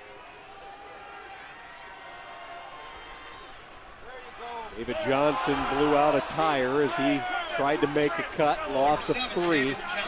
Third and double digits. And I thought you hit it on the button earlier in the broadcast. UNI struggling on first and second downs, and that's where they've been behind schedule all afternoon. They've made very few first downs in the game, Sean, and even less on first and second down, which has put all the burden on their passing attack. That's not Carnes' strong suit, and in this circumstance, the Redbirds are going to turn loose those pass rushers. Perkins, here they come. Little swing pass, Johnson tackled immediately. Assignment football right now by this Redbird defense. Even the reserves, Drashane Glass, the backup safety, knowing where the playmaker was. And it was Teddy Corwin on the two-man game. That is the defensive tackle on the right. Penetrated the guard tackle gap there with Teddy Corwin looping around from outside to inside. The Panthers never saw him. He rushed the throw. It really was the same pattern that they threw to Johnson previously. And a busy afternoon for Bigler as he gets a wobbler off. Again, takes a UNI bounce. Illinois State will get the football, leading by 27, winding down this third quarter. The Missouri Valley Football Conference once again proving to be the marquee conference this year. 5 teams, all 5 teams still kicking in this second round. The Colonial Athletic with 4 teams, the Big Sky and Southland each with 3, and then we welcome in the Pioneer for the very first time this year with San Diego. They were eliminated last week in the first round. Now, these two conferences historically being strong throughout the course of the season, and particularly in these FCS playoffs. A lot of national championships between these two conferences. Steady dose of Marshawn Copperidge with this large lead winding down the third quarter. Roberson a play fake, home run ball, juggler deep downfield looking for Neblett, incomplete. There is a marker as Ray Buchanan and Neblett were jockeying for position. I think rather than pass interference, they're going to call defensive holding on this, with Buchanan hand-checking the receiver and keeping him from getting to full speed. Hey, go tell the referee what you got. Quick delay in the game. Man, come on, wake up, dude. I ain't got time for your... Pass interference. Defense, number 6. 15-yard penalty. Automatic first down. Well, we see Buchanan over here on the left. He runs out of the screen. Really, this looks to me like a 50-50 deal. Neblett's got his left hand pushing Buchanan. You know, if a defensive back can't compete like that, you might as well play flag football, Sean. Couldn't have said it any better. Penalty takes it to the UNI 49-yard line. See the tight end Farmer in motion. Zone read. This will be Roberson just ducking and avoiding the collision. DeAndre Hall was beelining in sharply toward number 5 there, and Roberson a wise decision to avoid the contact. Well, a real wise decision at this point with a 27-point lead and only 17 minutes left in the game, and the expectations of going on to the next round, Sean, would be to try to limit the hits that Roberson takes. Okay, that is, don't call any plays that give him the option to keep the ball. Nickel defense in the game. Dexter's in at the slot corner here for UNI. It's number 30. You see him start to creep up to the line of scrimmage. They give it to Copperidge, and look at the Missouri Valley Football Conference Offensive Player of the Year go to work all the way to the 18. 31 yards for Marshawn Copperidge. UNI put their nickel in the game, expecting a pass on 2nd and long, and they ran a pass rush game over there on the offensive left. Okay, with the end and the tackle exchanging lanes, that means they were out of position for the proper run fits. They really didn't even have to block anybody to get the ball into the secondary. He has improved his strength and conditioning so much from last year. That's probably the biggest difference with Marshawn Copperidge. You know, and that play, Sean, that previous play went back to the same idea about these Illinois State coaches with extra time to plan know that on 2nd and long, when the Panthers go from their regular defense to nickel, they're usually going to run a pass rush game up front, and therefore they called the running play. Kurt Beathard, offensive coordinator, son of a long-time, highly successful NFL general manager, Bobby Beathard, and a great surfer, on top of his game today. Copperidge has exited the lineup. Towns replaces him. Roberson over the middle. He's made a living all afternoon. Another catch. John Mark Anderson, 1st and goal to start the 4th quarter for Illinois State. 3rd time that he's gotten the completion right over the ball down the middle against the Tampa 2 defense. The element of the Tampa 2 defense that they're defeating is the rules of the middle linebacker to run deep into the middle of the field to defend against deep balls. There is nobody in that zone. That is the final play of the 3rd quarter with our score. It's been 15 years since Illinois State has hosted a playoff football game. 1999, they made it all the way to the semis. This year's group heading to the quarters. All Redbirds as we head to the 4th. An overcast Saturday afternoon of FCS playoff football has belonged to the Redbirds, co-champions of the Missouri Valley Football Conference. They start at 1st and goal inside the 10-yard line. You see what they have done inside the red zone today. Ray Roberson and this high-powered offense, the #1 offense in the Valley this year. 329 yards through the air, 3 touchdown passes. Quick little screen to Neblett. UNI reads it well. Farley with the hit, and then emerging with the football is Ray Buchanan Jr., and the Panthers, I believe, have come away with the game's first turnover. Buchanan did a very nice job of defeating the stalk block by the outside receiver on this perimeter screen. You can see him stuff the blocker, comes off, and the pursuit from the inside, the power of the hit just knocks the ball loose, but it was set up by Buchanan getting that right shoulder into the blocker and setting the edge. It looks like all the makings of one of the matchups for next week are set, Sean, with both Chattanooga and New Hampshire winning. That should send Chattanooga to Durham, New Hampshire for the matchups between those two teams. You saw the shot, the contact that Neblett absorbed, and he is wobbly as he leaves the game. And it's a key cog in this offense. He's the receiver that stretches the field for Illinois State. And he's a high school 300-meter state champion, so that shows athletic ability as well as straight line speed to do that in the 300-meter hurdles. Credit Omley and Farley with the jarring hit that created the fumble. Buchanan scoops and returns it to the 16. Here comes Cole Morgan on first down to David Johnson. Johnson pushes out past the 20. UNI's record holder, career rushing yards, all-purpose yards in the season, all-purpose yards in a career, plus rushing touchdowns in a career. You talk about durability, consistency, the only Panther ever to rush for 1,000 yards in 3 seasons, but he's had a tough go today. He's going to be an invitee to some of these postseason all-star games, and he'll get a chance to show the NFL scouts what he can do against a ratcheted up level of competition. Flanker screen to Doris Fountain. You talk about speed. He's one of the fastest guys on the UNI roster.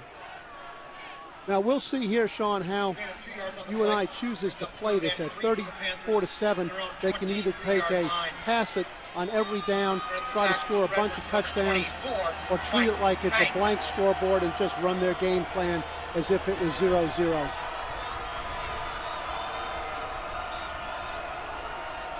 Illinois State shows blitz. Here they come. Cole Morgan gets rid of it quickly, and the catch is made. A juggling grab by Chad Owens. Number 19, Chad Owens. Gain of 7 yards on the play and a first down. It's the Northern Iowa ball. First and 10 from the Panthers' 30-yard line.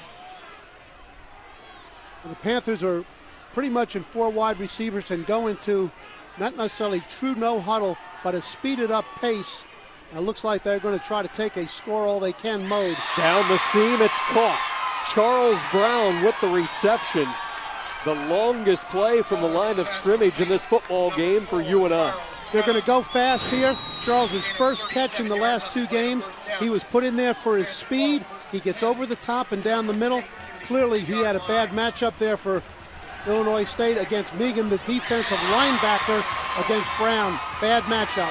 37 yards on the strike to Charles Brown. Cole Morgan back to the airwaves, zips it, nobody home. He was thinking LeMaster, but those two not on the same page. Second and 10 for the Panthers from the Illinois State 33-yard line.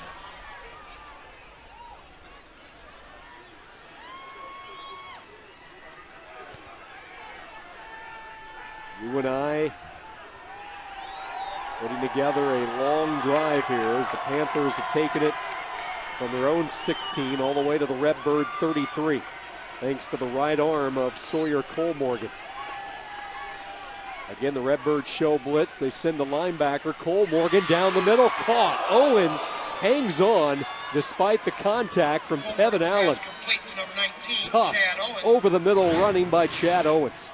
Well, it shows that, number one, Owens has no trepidation of going into the middle of the field.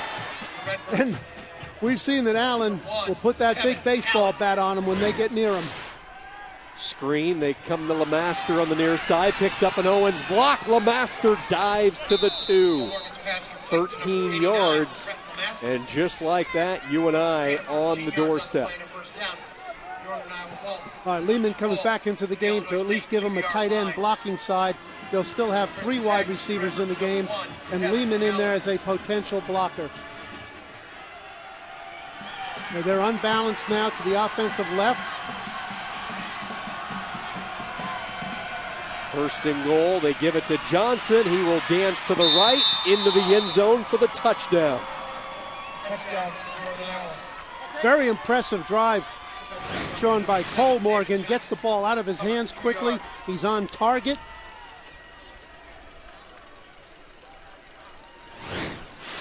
And we can rest assured that's the offensive approach that we'll see for the rest of the game from UNI. So the fumble, the recovery by the UNI defense and Ray Buchanan Jr. And then an impressive 84-yard drive orchestrated from Sawyer Cole Morgan. And David Johnson has found the end zone. His 49th rushing touchdown in his tremendous career at Cedar Falls. We started the day with 16 teams, still with hopes of a national championship. The first finals starting to come in from the early games. New Hampshire, the top seed, rolls by Fordham 44-19. How about the season for Chattanooga? The Mocs defeat Indiana State from the Missouri Valley Football Conference 35-14. And to go along with this game, Sean, that's 3 impressive performances by the teams that had a bye. This will be Tevin Allen from the 5, and he is crunched, and he lost the football, recovered by UNI. Number 1 coughed it up. Number 1, DeAndre Hall, recovered it. Well, Sean, the hitter just became the hittee, and he got the same type of contact he's been dishing out. DeAndre Hall, a noted hitter, right there on the spot. We got something interesting going on here now. Back-to-back turnovers for Illinois State. Don't look now, but a little life for Farley's Panthers.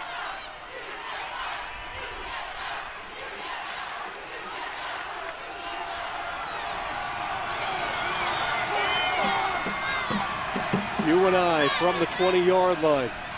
Cole Morgan the throw. Back of the end zone, incomplete. Banks with blanket coverage on Vereen. Now that's quarters coverage, okay, which what that simply means is that creates one-on-one on the outsides.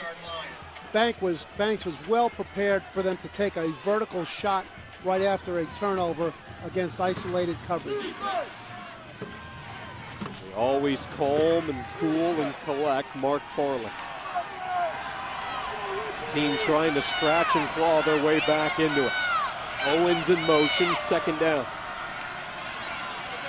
Little dump out, and it's tipped at the line, incomplete. Keoshin got a hand on it. That's an incomplete pass. Keoshin sticking his big left bear haul out to deflect it.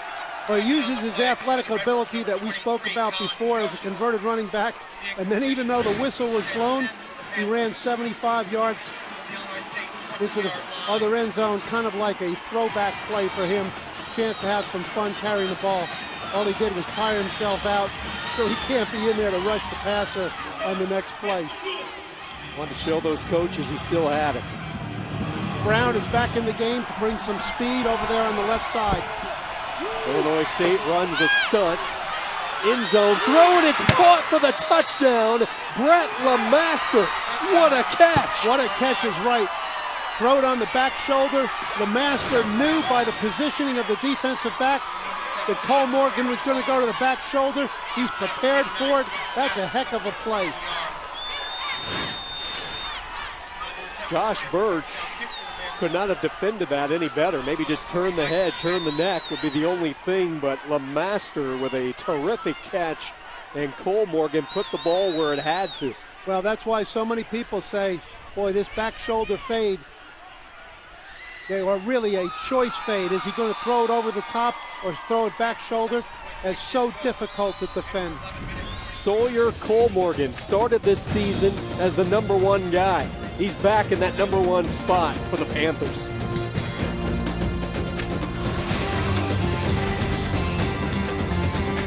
Back into a football game quicker than turnovers. And it looked like Illinois State was going in for the knockout punch. Neblick gets knocked out on the hit by Farley. Buchanan picks up, and then David Johnson, the prolific running back, takes full advantage. And then on the ensuing kick, The hitter becomes the hittee. Allen dropped. Recovered by DeAndre Hall. And then a 20-yard touchdown pass, Sawyer Cole-Morgan to Brett LeMaster. And don't look now, but here comes UNI. The Panthers back in this football game with tons of time. 11:14 to play here in the fourth quarter. The NCAA FCS Football Championships presented by Northwestern Mutual. Sean, 3 personnel changes that the UNI coaches have made have really paid off here in the second half. That is Buchanan at left corner, Cole Morgan at quarterback, and Brown in the slot receiver position. Good use of their personnel and willingness to change things when they're not going the way that they want them to. Cole Morgan, 13 of 18 in the second half for 145 and the touchdown pass. Roberson and the Redbirds go back to work up the middle. Copprich into the secondary. See UNI ripping and scratching at the football, but not before Copprich takes it to midfield. Once again, this Redbird offensive line rises to the challenge. They've had a heck of a day both in running the ball and pass protection. We don't cite their names like we do Roberson and Copprich, but those guys have really stepped up and elevated their game from the first meeting. 3 all-conference players on that front wall. Barton, the leader at right tackle, the first team. Ammons, the second team at right guard. Ligkey at left tackle, an honorable mention. This is Towns with the carry, and he is caught in the backfield. Tate Omley's played a pretty good football game. And on the stop for UNI. Mentioned Omley's name a couple of times, the backup safety. Sean, one of the formulas for winning the game, First down. well, the formula for winning the game in the fourth quarter, when you have a lead like this, is the ability to run the ball and rush the passer. Omley made a nice play there, Al, but it looked like a hand got up around the face mask of Towns, so the 15-yarder marked off, and this takes it to the UNI 35. Well, in this field position here, this is a perfect opportunity for the Redbirds to rely on that strong running game. Copprich back in after taking a play off. Roberson on a design keeper. UNI sent the blitz with Busher, and that time Max Busher stayed home and swallowed up the middle of the field. Yeah, they had the perfect pressure on for that one. It sent both inside linebackers in the 2 guard center gaps, the so-called A gaps. That's called a cross dog, Sean, and it's a blitz made very popular by its success back in the 90s and ever since by the Pittsburgh Steelers. Busher drops Roberson for a loss of 2, 2nd and 12. O'Shaughnessy, who has a touchdown catch in motion to the top of the screen. Roberson throws across the field, incomplete. Nobody home. DeAndre Hall with the coverage.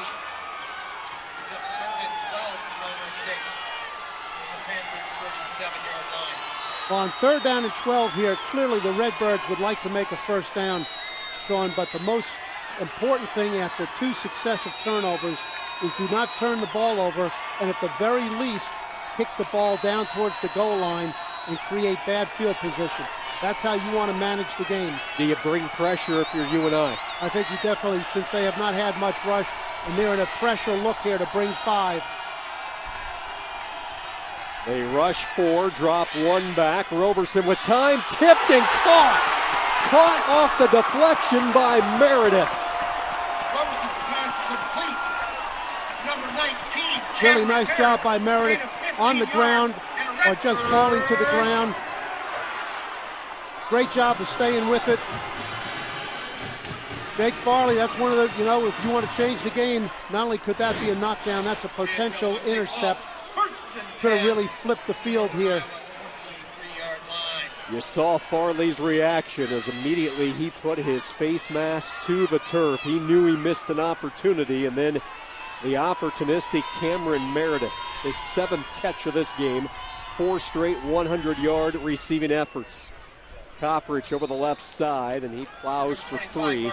Williams and Hall bring him down. 3 yards on the play, brings up 2nd and 7 for Illinois State from the Panthers' 20-yard line.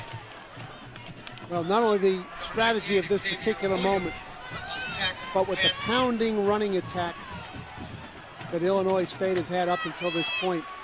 It's got to wear down the defense some. They've been on the field a long time. They've had to take down a lot of blocks of this 300-pound plus offensive line. Keep on running it right here. Using all of the play clock on the read. Coppridge nowhere to go. Snowed under 2 yards deep in the backfield. Busher, Dexter, and Alice all jumping on Marshawn Coppridge. So here we go again, another third down.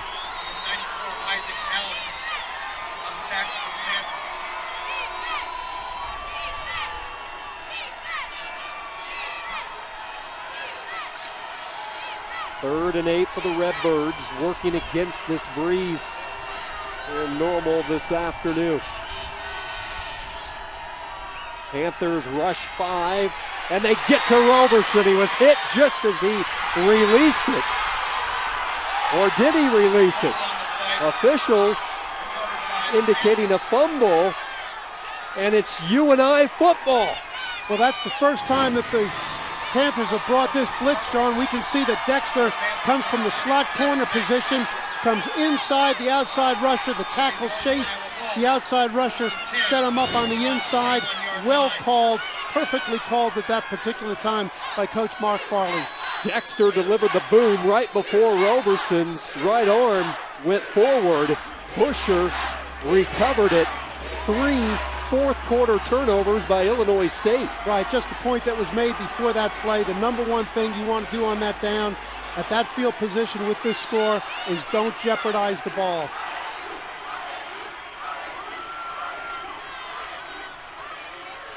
Cole Morgan goes back to work underneath. Johnson with the catch. It's a minimal gain. Meehan had him spotted and shadowed the entire way. Panthers are now going full-blown as quickly as they can. Play has already been signaled in.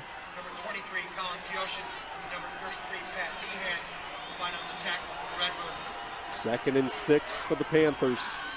Trying to pull off the improbable. Johnson with some room. Across the 40, lowers the pads out near midfield. Spencer Morgan anticipating zone cover. Cole Morgan anticipating zone coverage, has twice gone underneath to the very talented receiver coming out of the backfield, David Johnson. Good awareness by Cole Morgan to not force it. Fourth catch, 26 yards on that last one. Owens is spun down. He lost the ball, but official's going to spot him down. Good open field tackle on a gain of 1. Yeah, Devin Allen shows up once again out there in the perimeter. Morgan's pass complete to number 19, Chad Owens. He gained 1 yard on the play. It's up 2nd and 9 for 10. 3 fourth-quarter turnovers have opened up the door for UNI. Sawyer Cole Morgan trying to take advantage. Hit as he threw it. Johnson trying to sneak out of the backfield, but the pressure coming from Braden Prate. Well, Braden Prate, you're right, was right up the middle, and Perkins off the left side was also coming free. It's a good thing he got rid of the ball when he did.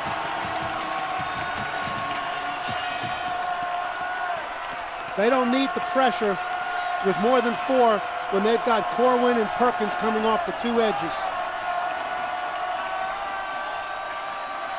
Line holds up. Cole Morgan deep. LeMaster makes the catch, but he's out of bounds. Mike Banks, like he has done his entire career.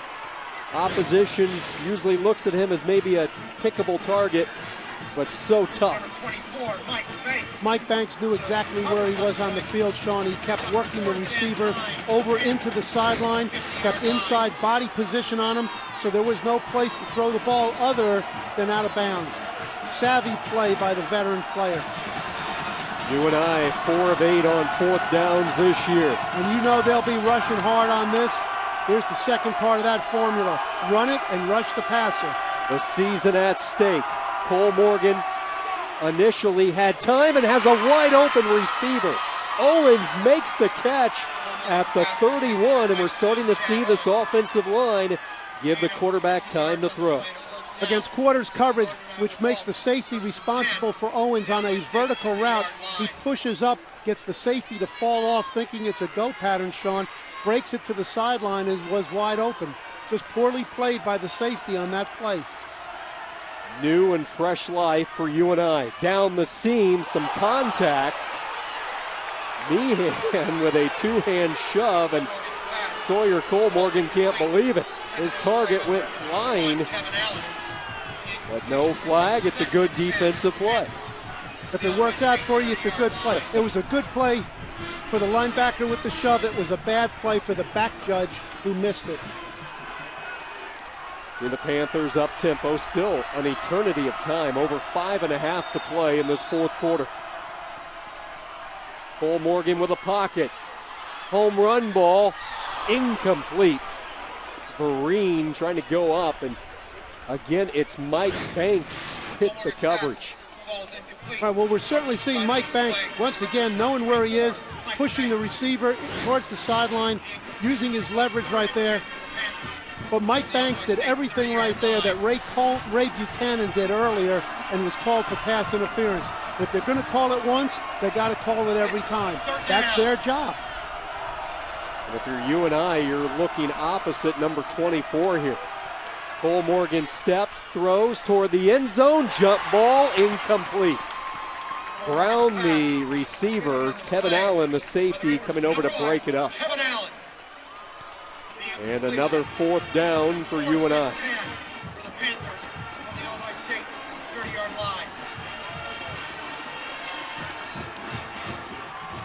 What do you like here?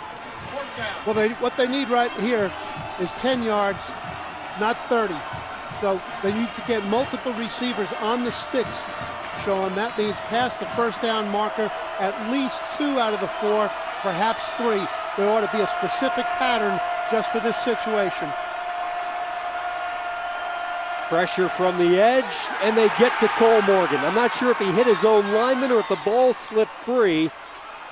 It's still rolling. Officials finally blowing the whistle. Regardless of how they rule it, Illinois State's deep comes up with the stop. Well, it sure didn't come out the way that he wanted it to. And, hey, there they are again. Corwin and Perkins both meeting at the same spot. Where's that spot been all day long? Wherever the quarterback is. Let's go, baby! Let's go, Bird! All right. Pass rush. One of the 2 key ingredients to the fourth down. Bail them out from that turnover. Sean, at this point with 5:18 left in the game, okay, this ought to be run the ball and run it hard. What a difference a half makes, in particular this fourth quarter for Mark Farley and UNI. Well, what a difference the quarterback play makes.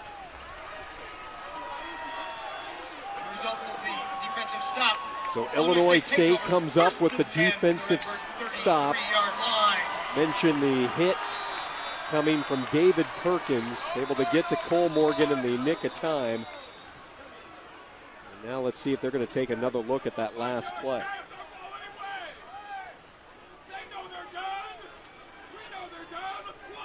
See the officials coming together with 5:18 to go. Greg Wilson, our referee.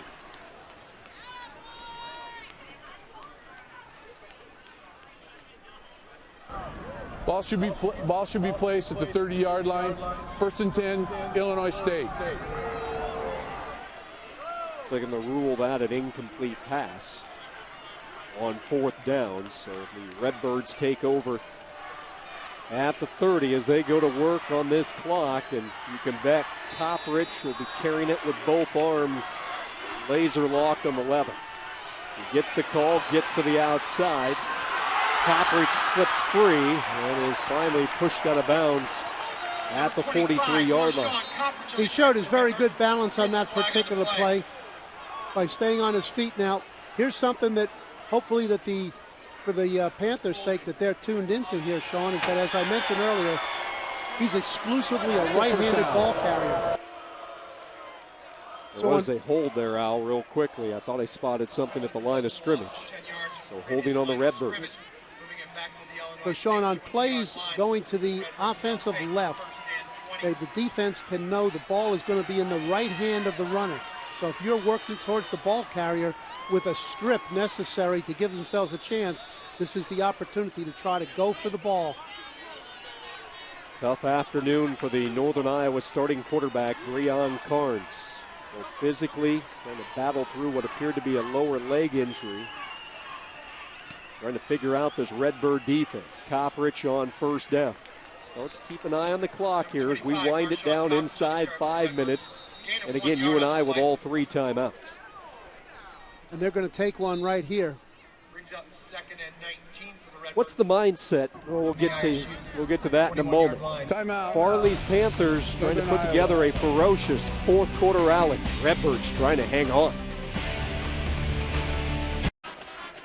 Fours are wild on the game clock. Fourth quarter, UNI trying to make one last second push here. Sean Kenny alongside Al Groh, and we saw Northern Iowa use that last timeout. Take us through the mindset of how you utilize and maximize your remaining timeouts. Well, Sean, at this time, the clock is much as an opponent for each side as the team on the other side is.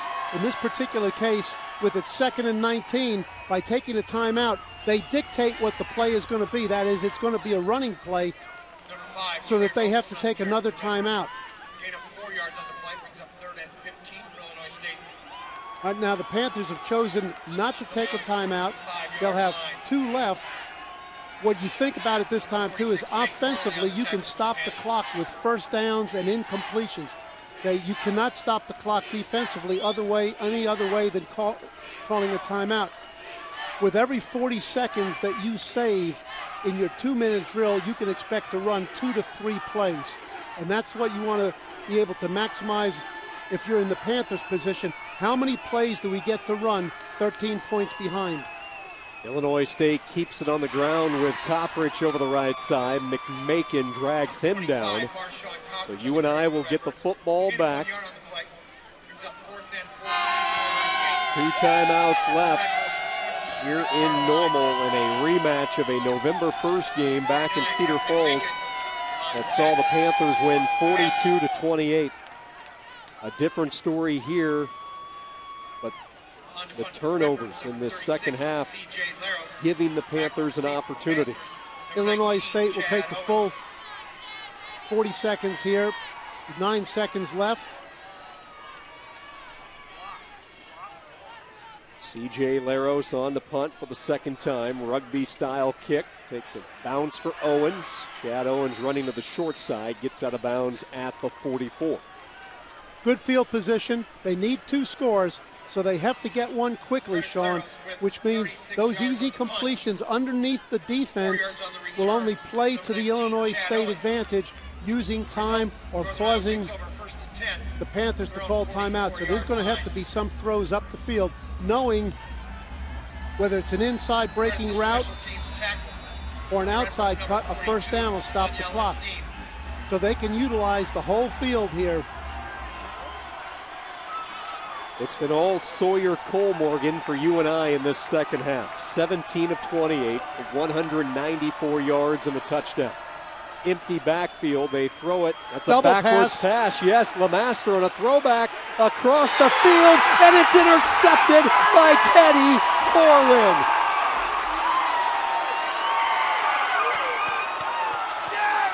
Teddy Corwin, the All-Missouri Valley Conference defensive end, who has been a pass-rushing force today, saw it coming all the way, slid to the outside. He was between Sawyer Cole-Morgan, the intended receiver, and the passer.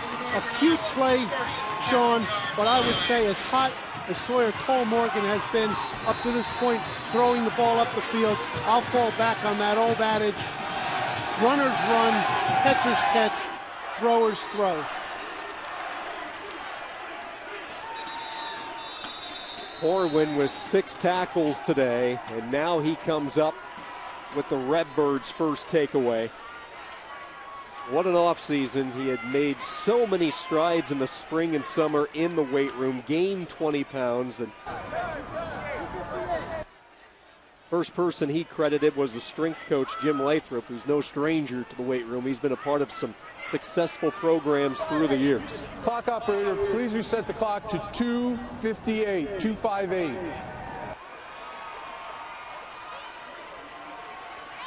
here he comes up with the play of the game as UNI tried to reach into the bag of tricks, and it backfired for the Panthers.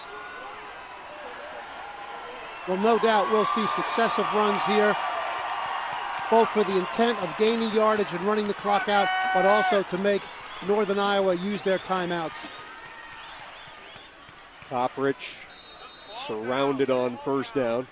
Number 25, Marshawn Coppers on the carry for the Redbirds. No gain on the play. Well, they're not going to use it 10 for Illinois State. after first down, so they will clearly use it after second and third down.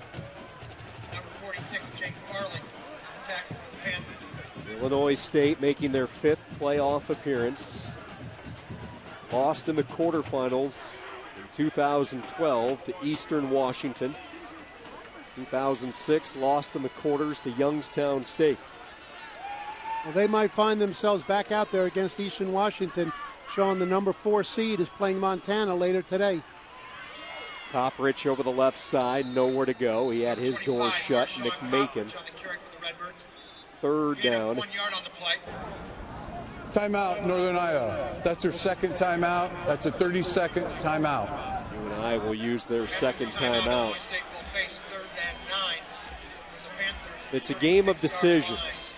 Play calling, where to go, and you go back to UNI on that first down play, trying to go with LeMaster, the receiver. The heads-up play by Teddy Corwin. So in a game that has featured a lot of offensive firepower by Illinois State's trio of Roberson, Koprich, and Cameron Meredith, it was Brock Spack and his defense that came away with what might be the play of the game, preventing a possible UNI rally late. During his years with Joe Tiller, Sean, of course, Joe brought really wide open passing to the Big Ten. Had great quarterbacks like Drew Brees. Look at this. Roberson's going to throw. Has his man. O'Shaughnessy. Touchdown.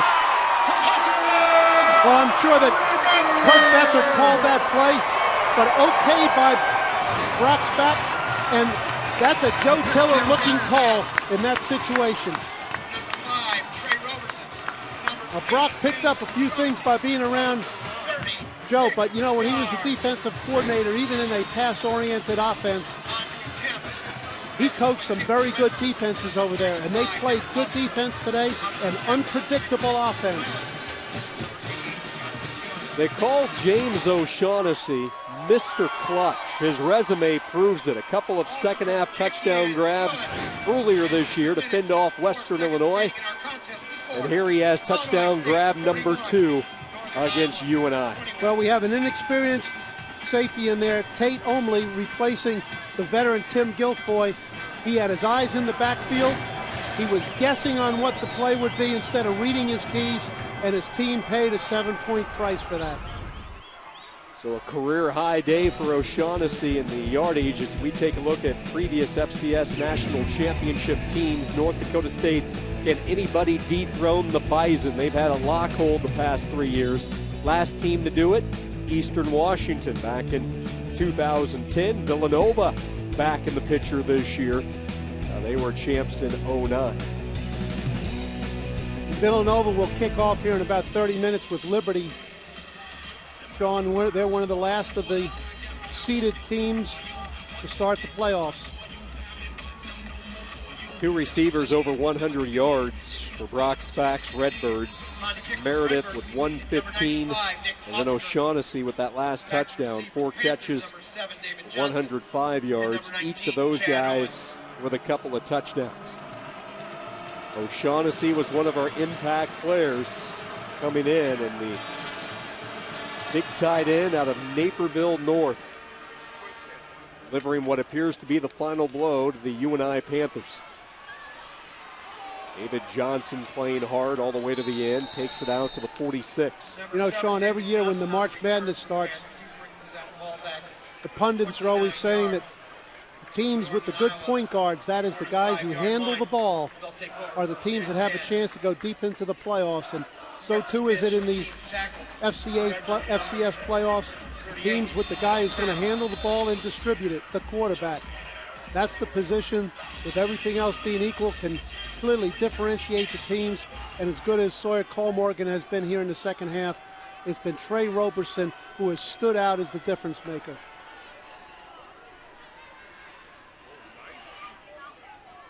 First down throw. Banks ends up with it out of bounds. Mike Banks making his 47th consecutive start. A lot of standouts on that Redbird defense today, but none more so than Banks out there at the weak side corner. The ends have been as good as advertised with Corwin and Perkins. Both have made a difference on the defensive side of the ball. Tough to run inside with Crate and Keoshin, although this time Miller has a little bit of a daylight seam, and he takes it for double-digit yardage. See Roberson with a career-high throwing 382 yards through the air. He spread it out early. Set the tone on the opening drive, and he never looked back. Charles Brown unable to hang on. They're going to say incomplete. Second down and 10. They're going to rule that he really never completed the catch, that while he was running with the ball, he had not really secured it all the way. Frustrated look on the face of Breon Carnes. Not how he had envisioned today. He played the entire first half. Look, when you're the quarterback, Sean, everybody on the team is always watching you, whether you're in the game or not. And this is a time for Breon to get up there with the rest of his team and show that the result is important to him. Brown hangs on to the football to make the catch, only long enough to fumble it as it's stripped away.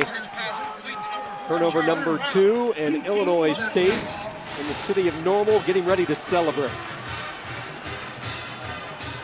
Young player, Brown, sophomore receiver, will get his chances next year. Has shown some vertical speed and ability to make plays today. Panthers won't be looking for silver linings today, but as they go into the offseason, the performance of Cole-Morgan at quarterback and Brown as a young receiver are two things that stand out as very positive things for the future as they conclude what really has to be considered a successful season the way they fought back. Victory formation for Illinois State as they get set to move into the quarterfinal round of the 2014 FCS playoffs. A fantastic career coming to an end in David Johnson, the senior from Clinton, Iowa. All sorts of records for you and I. But as you mentioned, here's a guy that could very easily be spotted on Sunday afternoons in the short future. Well, he's very well thought of. A lot of positives about him. As I said earlier, he's going to get his chance, not with the rest of his teammates, but in some of these all-star games to play some more football and to show the scouts exactly what he's capable of. Illinois State is going to make it a perfect 13-0 here at Hancock Stadium since the renovations last September. They'll improve to 8-0. Well, the biggest renovation that they've made around here, Sean, is to put Trey Roberson in at quarterback. And you could be playing with wooden stands out there with this guy at quarterback, and you'd have a real good chance to win. The Missouri Valley Football Conference Coach of the Year. Mutual respect between those two. In fact, Brock Spack told us a few years back when he shook hands with Craig Bohl, the successful coach at North Dakota State, the first thing Bohl told him, you have a chance to win it all when you go through the grinds of the Missouri Valley Football Conference. And now Spack has put his Redbirds in a position. Well, they look like a team that they'll keep playing the way they did, Sean. Nobody's going to have much fun playing against them. Will it be Montana or Eastern Washington?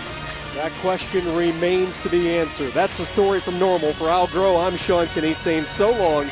Illinois State 41, UNI 21. To watch this game on replay as well as other games on our family of ESPN networks, log on to watchespn.com or download the Watch ESPN app. This has been a presentation of ESPN. Good afternoon from Normal.